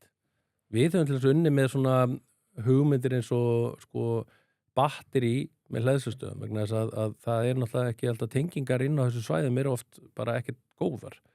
Þá ofta að reyna að draga þannig inn að þegar að hleðslun ekki í notkun að þá ennþá verið að hlaða inn á batterið og svo kemur okkur pluggar inn þá getur hann fengið þetta mjög hratt út. Og þetta svona, það þarf að hugsa líka svolítið svona lausnum þegar þú ferð aðeins inn í landið. Vegna þess að við vitum það alveg, það mun ekkert, þú fer ekki bara upp í landmannalegur og setur ykkur þetta bara sem dæmi, sko, ég veit ekki hvernig tinginir eru þar. Nei. En ég verð þá að spyrja, og ég spyrði þá bara sem framkvæmdastjóri Orku og náttúrunnar, ég meina, þið eru ekki góðgerðarstarfsemi, þið verður ekki að setja upp hleðslustöðvar sem er ekki arðbærar. Nei, við erum það ekki. Við erum náttúrulega, sko Orka náttúrunnar, árið 2014 setur upp fyrstu hleðslustöð, bara basically á Íslandi. Og það bara ákvörðun sem tekin í samvinnu við mann í hverja var en sko við setjum hann upp á Bæjarhálsi bara fyrir utan hjá okkur, bara fyrsta hleðslustöð. Það síðan tekin ákvörðun að halda áfram að byggja upp hleðslustöðar. Í mörg ár þetta náttúrulega bara pilot project. Við gáum rafmagni á sínu tíma bara að því við vorum bara raun og veruð, þetta eins og maður segir, sko, ekki á hænan. Já. Hvað kemur? Þarna var bara tekin ákvörðun sínu tíma, við ætlum að byrja að byggja upp innviðina, þá munu bílandi koma. Og ég man alltaf eftir, ég var í Noregi í einhverju ferðalagi og þar hitti ég einhvern mann sem hafði unnið hjá Tesla. Og hann sagði við mig að Tesla kom til Íslands 2 árum fyrir áætlun vegna þess að innviðin voru svo góðir. Þannig að það eins og ég segi oft sko fyrir Tesla aðdáendur að þú veist að þetta sko 2 árum áður en að búist við að Tesla kæmi inn. Það var að því við fórum að stað Ísland með hleðslu innviðin og byrjum að byggja þetta upp. En í dag þú veist, þá bara samkeppnismarkaður. Þú ert bara að byggja upp hleðslu innviði bara alveg svo bara hvaða business sem og þetta ekki lengur eins og segir, þetta ekki góðgerðarstaðsemi. Nei, mér finnst þetta svo áhugavert sem hann að segja fyrsta hraðhleðslustöðin í Bæjarhálsi 2014 sko, talaðu áðan hvernig símandi voru fyrir 15 ára síðan. Þetta samt ekki lengra síðan sko, fyrir 12 ára síðan, fyrsta hraðhleðslustöðin, þannig að hvað verðum við þá samt eftir 10 ár sko? Þetta alveg búið að vera hratt sko. Það spurning hvort að Orkusjóður sé að hlusta. Já. Ég ætla rétt að vona þeir sem með glósubókinu og lofti því mér finnst það brilljant hugmynd með hótelin til að mynda og þetta vantar oft. Ég tekur fram í stál þessari hugmynd frá starfsmanni hjá mér. Já, en þetta vantar oft að einkaframtakið sé betra sambandi við hefur opinbera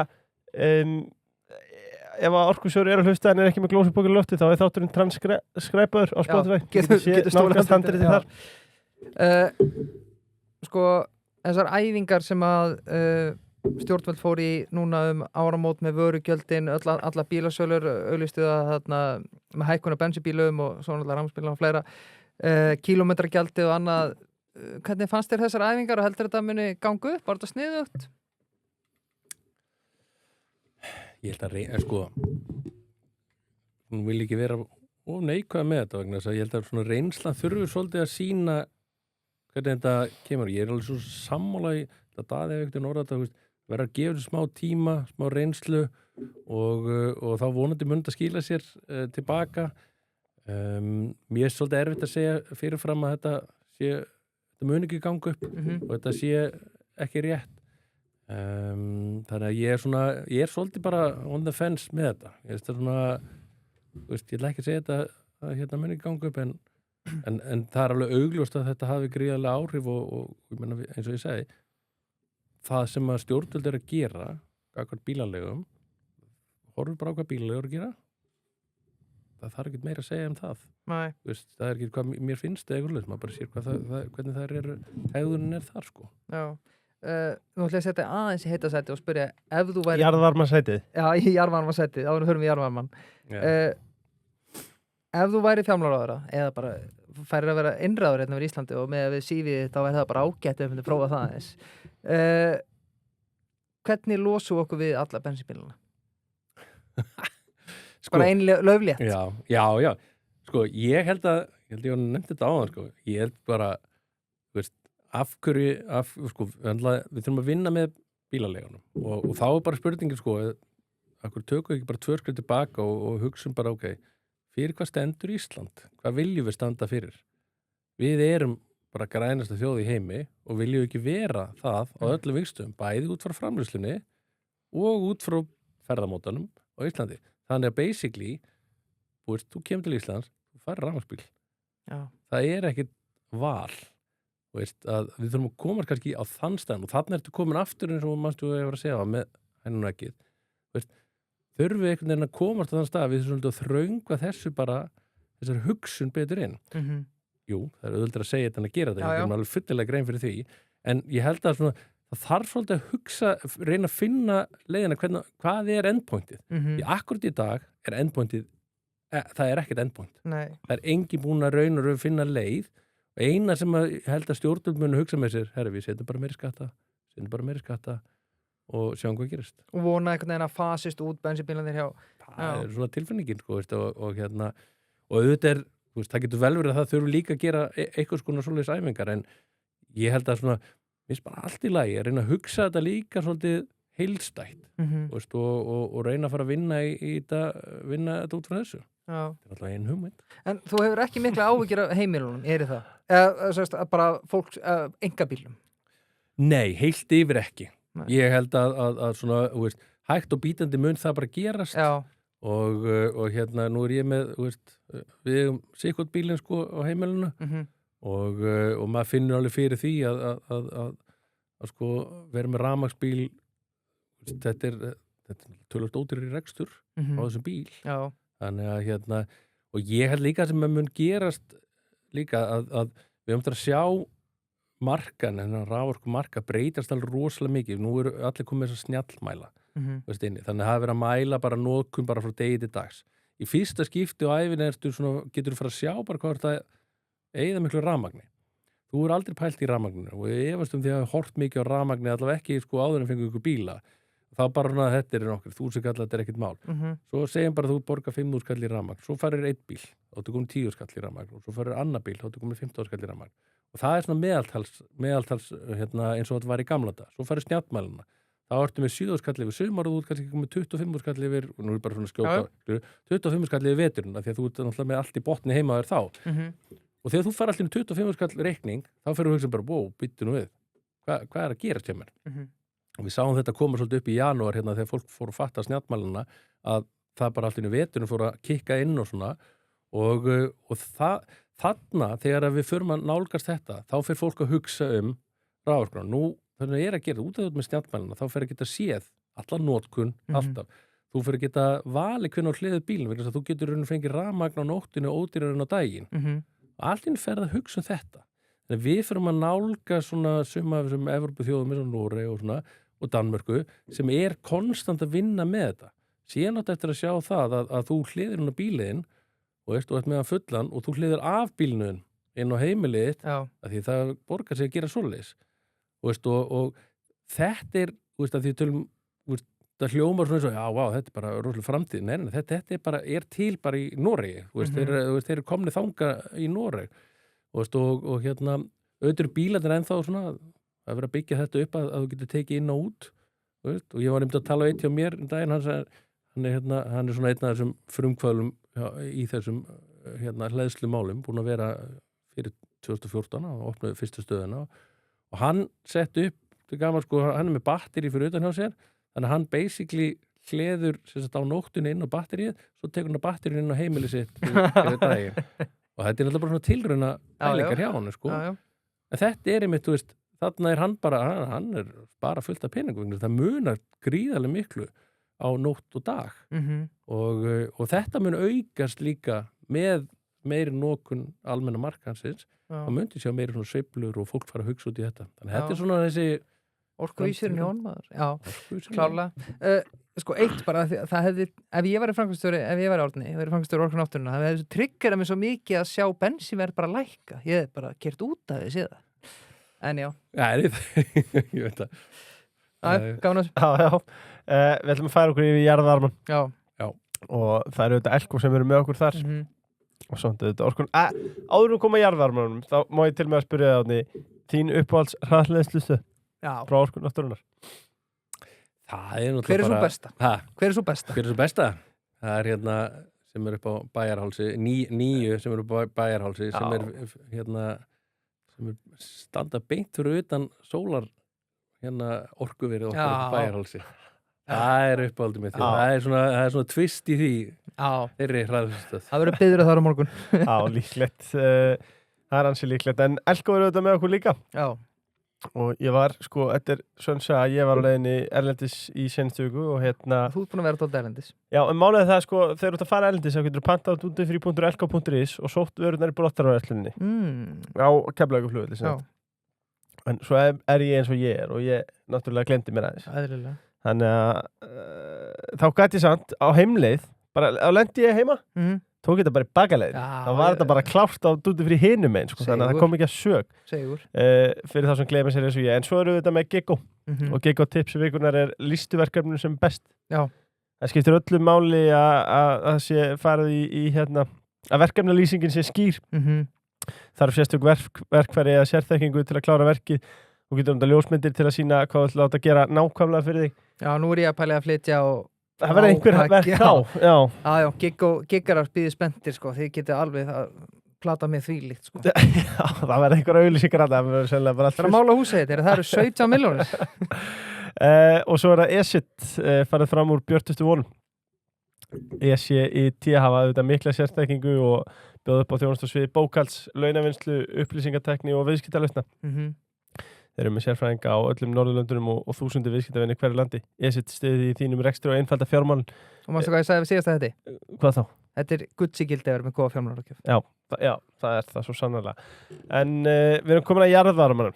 Ísland er eitt af fáum löndum sem nýtir jarðvarman svona vel og erum auðvitað framálega því svið, en þetta er ekkert endilega svo mörg lönd sem að njóta góðs á honum. En akkur er áhugi erlendis frá svona mikill núna? Af því að, sko, ég held að það sé bara vera sko, Fyrstalandi, þetta er svona svo kallega renewable. Veist, það er náttúrulega sem að nú eru öll löndarinn að finna alla leiði til þess að fara í græna orku. Og þá náttúrulega er leitað í jarðvarman meðal annars. Og við þekkjum náttúrulega jarðvarman rosalega vel úr háhitanum náttúrulega, eins og Orka náttúrunnar er í háhitanum. Það sem við að vinna með 300-350 gráður. Svo ertu náttúrulega með eins og veitustarfsemina sem er með lághitan á Íslandi. Þannig að þú ert með svona alveg stóra breytt á þessu. Og það sem hefur verið að átta sig á, sko, er að maður sér þetta bara í Evrópu núna, að þau eru að átta sig á, sko, að það er að nýta lághita miklu betur. Þau eru að fara haldið neðar og neðar með 55 gráða heitt vatn er bara rosalega bara góð auðlind. Og ég sá til dæmis skemmtilegt verkefni að þarna er inn í miðri Vín er að bora hólu sem að tekur sem bara risastór hverfi og hýtar það upp. Sem er náttúrulega bara svolítið kópi á því sem að við gerðum bara fyrir alla Reykjavík á sínu tíma. Og þannig við erum bara löngu búin að þessu. Og þess vegna er svona þessi áhugur svolítið núna að vera bæði að leita til Íslands. Og ég segi það er sko algjört dauðafæri fyrir Ísland að setja þessi betur á kortið varandi jarðvarma. Við svolítið svona, mínum að þetta sopnuðu svolítið verðinu með það að að hér eru með þvílíka auðlindir, þvílíkt expertís. Þú getur hort upp í Orkuveituna, Orku náttúrunnar, Landsvirkjun og HS, þú getur hort upp í Ísor, þú getur hort upp í Verkir, þú veist, Kofi, það er bara rosalega expertís í jarðvarma á Íslandi, allt frá því að skoða jörðina og vinna úr gufunni og framleiða úr henni. Þannig ég held að tækifærin hér eru núna mikil að svona aðeins að láta vita að við erum náttúrulega best í heimi. Minna Hellisheiðarvirkjun, sem ég náttúrulega er óvandilega stoltur af, þetta er náttúrulega þetta er örugglega einn flottasta virkjun í heiminum. Þetta er líka einn stærsta virkjun í heiminum og þetta er stærsta í Evrópu. Þannig að þetta er það stórt sem við erum að vinna með og erum í höndunum hérna á Íslandi. Þannig að ég held að það er svona málið að Evrópa bara vakna upp á því að það er hægt að nýta jarðvarmann betur og þau þurfa að finna eitthvað annað en alltaf kólið og gasið. Og örugglega svona hjálpaðum að flýta sér svolítið að Rússland-Úkraínu-stríðið og allt gasvesinni þar. Já. Jarðborunarverkefni, djúpborunarverkið, mér langar fyrst að spyrja með Hellisheiðarvirkjun, bara fyrir hlustendur úti, hvað myndi gerast eða myndi allt bara slökna þar? Já, þetta er frábærspurning. Við erum bara búin að gera, við erum ekki búin að testa þetta live, en við erum búin að gera hérna æfingar á þessu. Við reiknum þetta út að það tækir það er svona 2-3 dagar sem að heita vatni myndi duga og veist,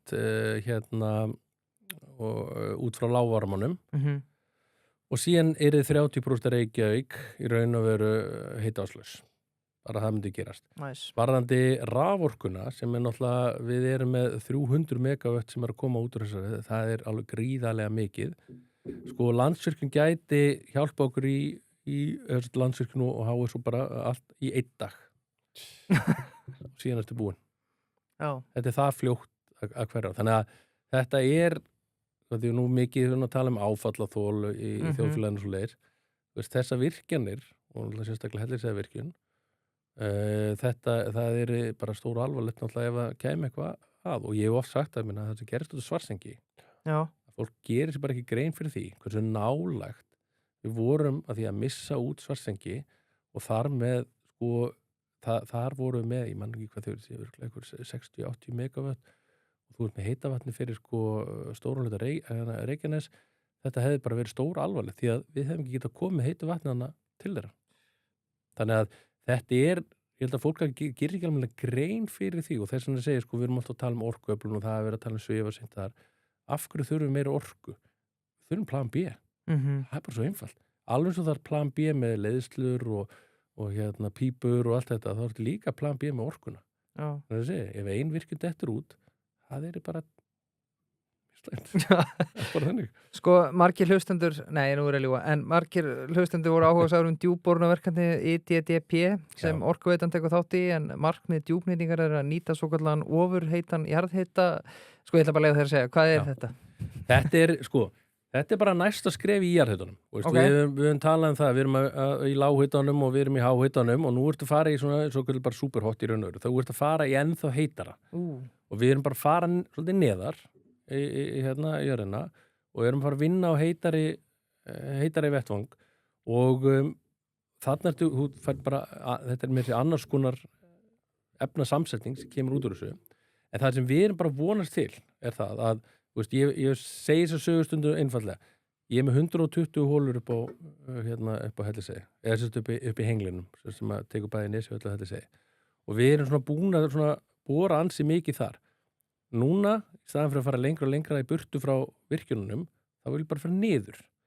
Og ef þetta gengur vel upp eins og við erum að áætla, þá erum við kannski að fá 20-30 megavött út úr hólunni. Ef þetta verður og sem að við erum að reikna með þessu, þetta er bara svona nýja framtíðin, að ef þetta kemur inn, þá erum við að búa til nýja auðlind í raun og veru og sérstaklega á þessum svæðum sem að er hægt að komast í djúphita, svona djúpan og svona superhot. Bandaríkin eru í þessu, Japan, Nýja-Sjáland, Íslandi eru, og við erum að fara að bora þetta núna bara í loka árs.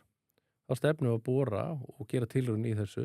Þetta er náttúrulega 3. tilraun á Íslandi, því að bæði búið að gera hérna á Landsvirkjun upp í Kröflu og hérna út í Svartsengju þar og gerðu tilraunir og þetta samstarf sko tilraun með mörgum aðilum en þetta svona þú veist þetta framtíðin okkar þetta það sem að þú veist, mun hjálpa okkur að eiga næga orku til framtíðar og ég var nú spurður daginn einum hérna bandaríkjamann að segja is this science fiction? Ég segi, no, this is just an engineering problem. og það svona okkar trú að og ekki bara okkar, miklu fleiri. Það verið að vinna í þessum verkefnum víðsvegar heiminn, sko. Og þannig að þetta gríðarlega spennandi verkefni. Já, ég meina, ef þið með glósubókun lofti, þá myndir nú feitletra ný auðlind. Þetta bara það svoleiðis og kannski líka þetta framtíð. Já, svo innan gæsalaba því þú ert náttúrulega að vinna á auðlindinni sem að þú ert að vinna í háhitanum, skilur við, þetta svona háhiti, þannig að þetta svona, þetta svona svolítið nýtt, sko, og það kemur allt annað efni upp úr þessu og við þurfum að reynsa þetta svolítið til og vinna þetta, þannig að það mjög spennandi verkefni framöndan og Orkuveitan að leiða þetta núna í rannsóknum fyrir heildina og það verður bara rosalega gaman að sjá hvernig kemur, það stutt í þetta. Það stutt í þetta. Sko, ég verða aðeins, ég veit að tölum aðeins hlæðstöðunar á hann, en mér þykir bara svo væntu þær og sérstaklega hlæðstöðgarinn hjá Perlunni og í Borgarnesi. Perlan, það einmitt mín uppáðs. Ég keir alltaf í Borgarnes og hlið þar. Svo var ég aftur heim. Það var alltaf, talaðum ekki að hænuna, sko. Ég þarf að fara aftur, maður. Ég komur heim, Ástu mín, ég þarf að gera það.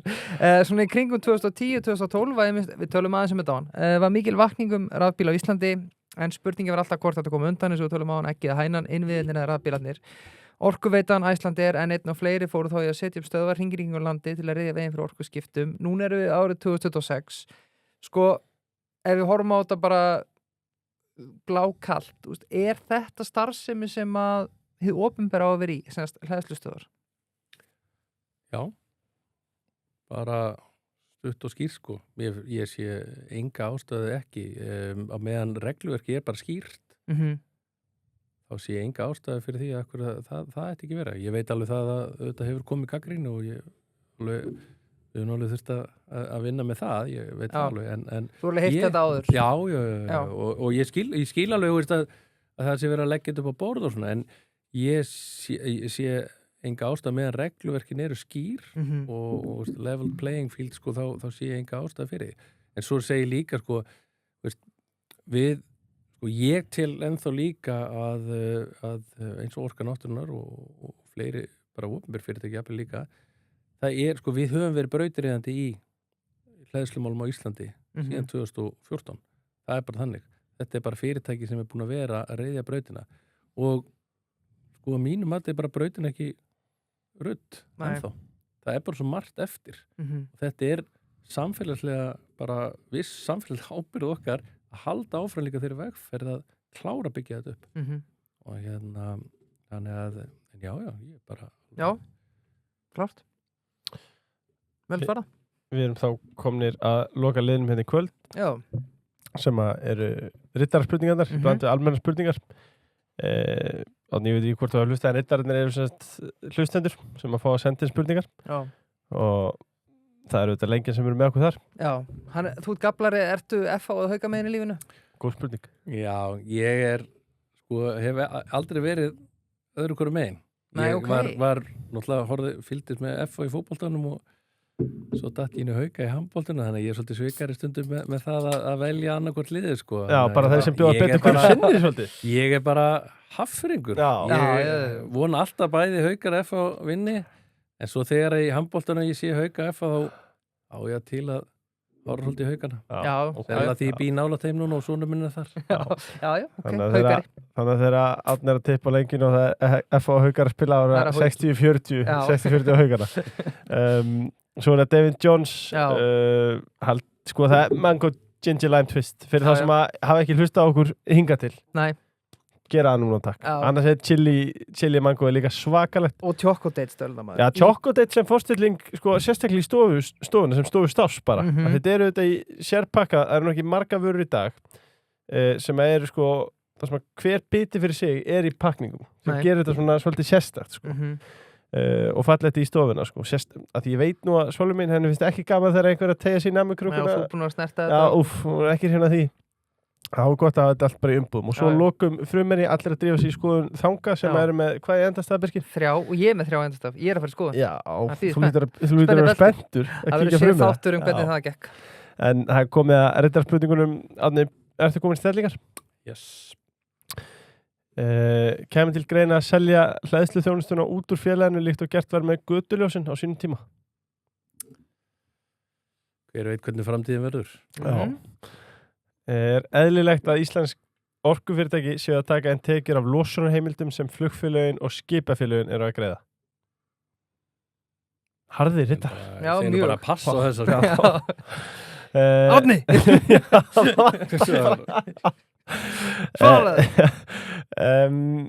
Hvað eru íslensku orkufyrirtækin að fá inn af sölu upprunavottunar? Ritskoða þetta, Birkir? Nei, ég tek þetta bara gulli. Þetta er fyrir Ísland er þetta risamál fyrir orkufyrirtækin og fyrir Ísland í heild sinni, þannig að því að þetta stóru orkufyrirtækin eru eigu ríkis og bæjar, þannig að það er alveg töluvert mikið undir í upprunaábyrgðum hjá okkur og mikilvægt fyrir okkur að halda þessu. Verður svara? Mjög mikið. Ætlar ON að fara út í það að byggja lón? Ekki sjálf, nei. Það var ekki auðvitað. Hvað er að gerast í jarðhitagarðinu? Það er við erum alltaf með 2 stór fyrirtæki þar núna og þar eru við með alltaf Vaxa og Klænvor sem eru búin að, og það er gaman að segja frá því, sko, bæði fyrirtækin byrjuðu í Gám. Já. Og eru núna orðin risastóri í jarðhitagarðinu. Þannig að það er frábært. En það sem við erum að gera núna líka, við erum að byggja upp eitthvað sem við kallum glóð, sem á að vera svona grunnu nýsköpunar fyrir orku náttúrunnar og ég sé mikil tækifæri í jarðhitanum að búa til miðstöð þar sem er bæði á Íslandi og heimsvísu að geta unnið út frá því.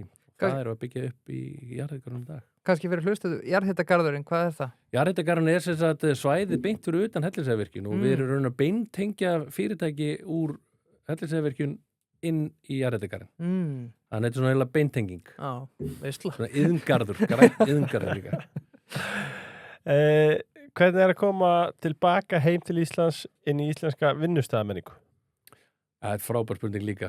Það var, sko, ég kom hérna heim með hérna konu og fjölskyldu og við ákvæmum að koma heim hérna vegna þess að við vorum neila komin á það að krakkarnir ætti að vera íslenskir, ekki svissneskir. Og hérna, og það var svona, kona mín var mjög, bara vildi það mjög gjarnan og ég var algjörlega sammála því og við tókum þessa ákvörðun. Ég kem inn og fyrsta árið mitt, það var rosalega erfitt. Bara hreint út að. Ég kom fyrst 2019 inn í 66, það var rosalega erfitt líka og mun erfiðara.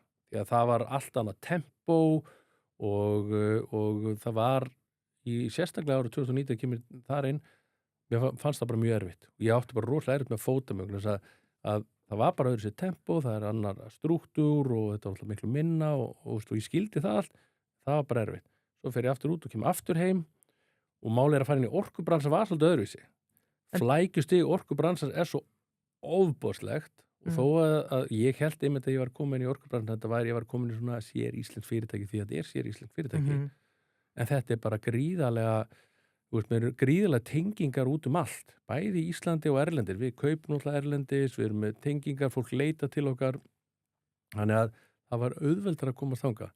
En vinnumenningin hérna og úti er töluvert mismunandi og til dæmis bara það að þú lærir mjög fljótt hérna og ég náttúrulega kunni það árið fór út líka er að hér tala allir við alla.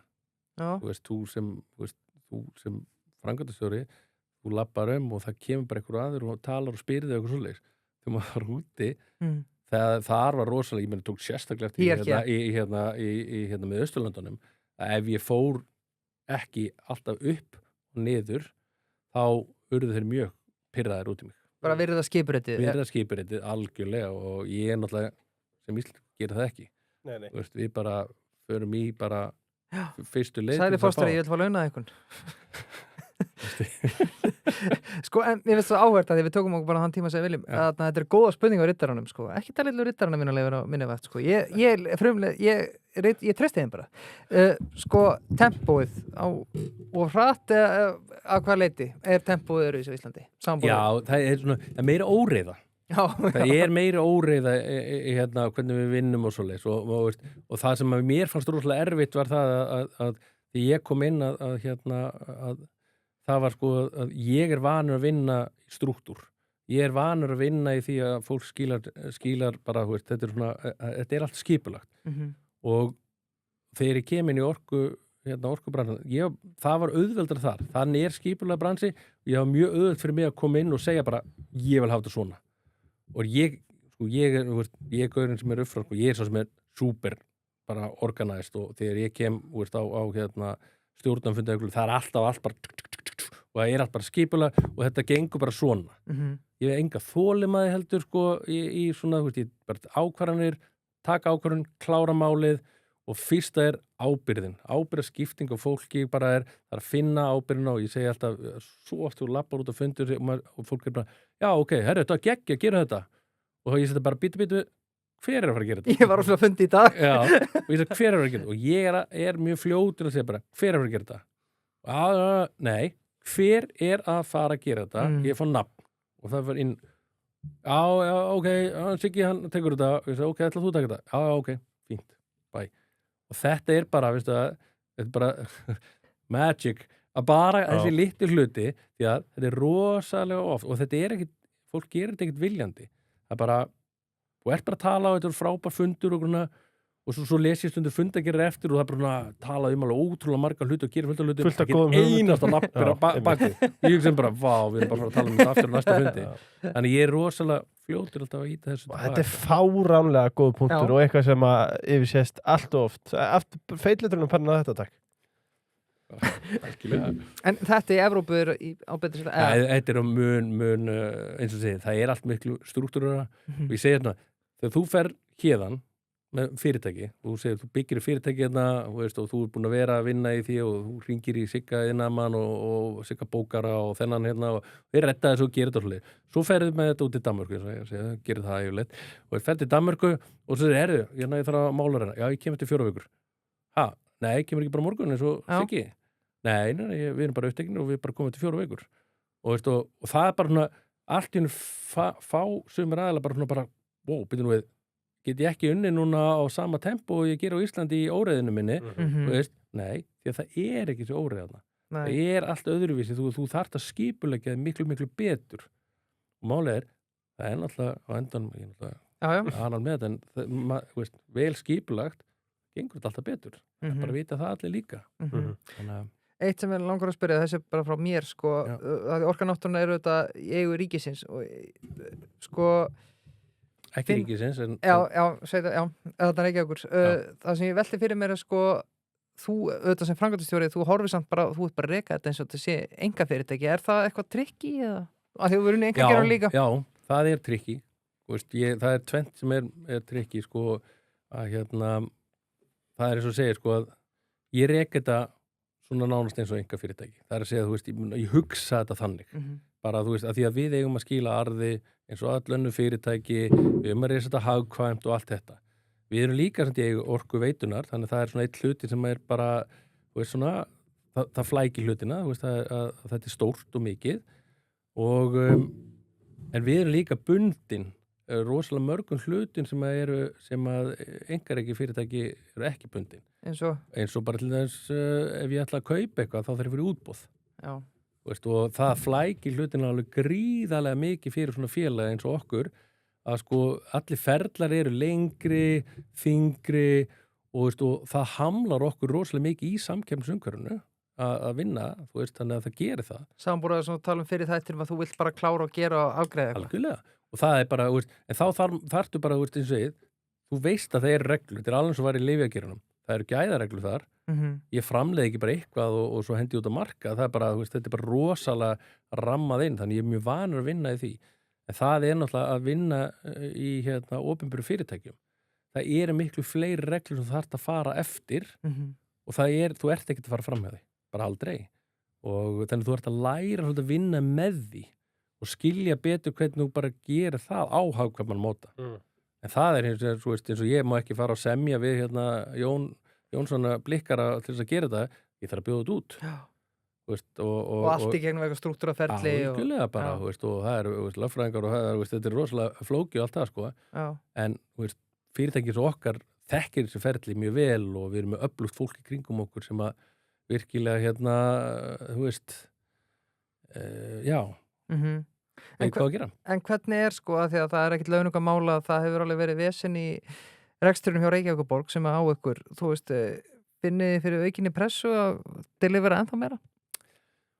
Nei, og sérstaklega ekki ég, af því að ég er með mína eigin stjórn sem er bara svona operational stjórn í raun og veru og síðan ertu með pólitíska stjórn í Orkuveitunni og þar er mikið af þessu samræðum tekin og umræður og svona þannig að ég finn rosalega lítið fyrir því í raun og veru. Við auðvitað eigum samtölun og maður er náttúrulega meðvitað um svona hluti og að því við þurfum að skila inn og þetta þarf alltaf að smetla saman og svona en nei, þetta er svo sem hefur ekki verið að trufla mig sko. Nei, má ég spyrja bara í alvörinu af forvitni, hleðslustöða dæmið fyrir kúrekaðan úti, er þetta auðra business, er það að græða á þessu? Já, ég myndi nú að segja það er ekki mikill gróð á þessu í dag en við erum alveg við erum fyrir ofan núlli og við erum búin að vera eins og segið, það er búin að taka alveg tíma að komast á þennan stað en jú, þetta er arbar business hjá okkur og ég meina við erum bara mjög committed á þetta í dag á þennan business fyrir hönd Orku náttúrunnar og það er ekkert að vera breytast á næstunni. Ég er bara algjörlega bara ég sé gríðarleg tækifæri í þessu og ég man að það var fyrir 2 ára síðan þá voru við með á svona ráðstefnu það sem var svona sett upp svona af einhverjum erlendu fyrirtæki sem var að vinna í þessu og voru að segja this is not a pilot anymore, this is a proper business now og það er bara svo rétt þetta er bara orðin proper business og mikilvægt að þetta sé unnið þannig. Já, og allir að fá sér heimaræðslustöðu hjá Orku náttúrunnar sjálfsögðu. Ég tók þetta aðeins í byrjun þáttar en kannski spurði ekki út í tölur eða slíkt en minna, hvað erum við að tala um þetta sem mikið högg fyrir Orku náttúrunnar þessi byrjun hjá Norðuráli? Ég er ekki að biðja um tölur en er þetta...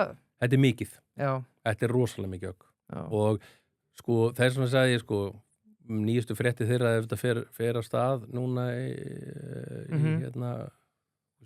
apríl-maí eins og að segja það myndur svona alltaf lína höggið en ef þetta myndi halda út árið þá er þetta bara mjög mikið högg fyrir okkur en þetta er alltaf sterkt félag Orka náttúrunnar, við erum búin að gera mjög mikið af það er búin að gera mjög mikið til þess að breyta svolítið til þess að verða við þessu þannig að við erum alveg að finna fyrir þessu alveg mjög mikið Einn frá mér hvernig var tilfinningin þegar þú áttaði á því að vera búin að missa en allra besta sölumann í Haraldi Sigfúsi Hann lítur á sviðið Halli var komin í amper í dag skemmtilegu strákur og það er svona, ef ekki segja að skemmtanastuðlinn hann fór aðeins niður Já, það er sérst á mötuneytinu Hvað finnst þér að framleiðsla og sala á rafmagni sé á sömu hendi? Ég sé ekkert að því Nei, það nokkuð Ég sé ekki af hverju það ætti að vera eitthvað vandamáli, menn það er nú bara í öllum brönsum, lífeygerinn er þannig, þú framleiðir og selur, þannig að ég hef allavega aldrei séð neina ástæða fyrir að það sé vandamál. Nei, loka spurningin er tóldi skemmtilega og ég samti hann í dag og hún verður núna allavega í sumar og Árni er fyrstið sem fær að svarinni og þetta er ekki hraðaspurning en þetta er lokaspurning. Þú leggur hann nú fyrir flesta gesti. Já, nú hefur þú farið við það eins og við talaðum sér þætti og takk fyrir að hlusta kæra hlustendur og Árni er búin að vera frábær Viltu ganga í Evrópusambandið?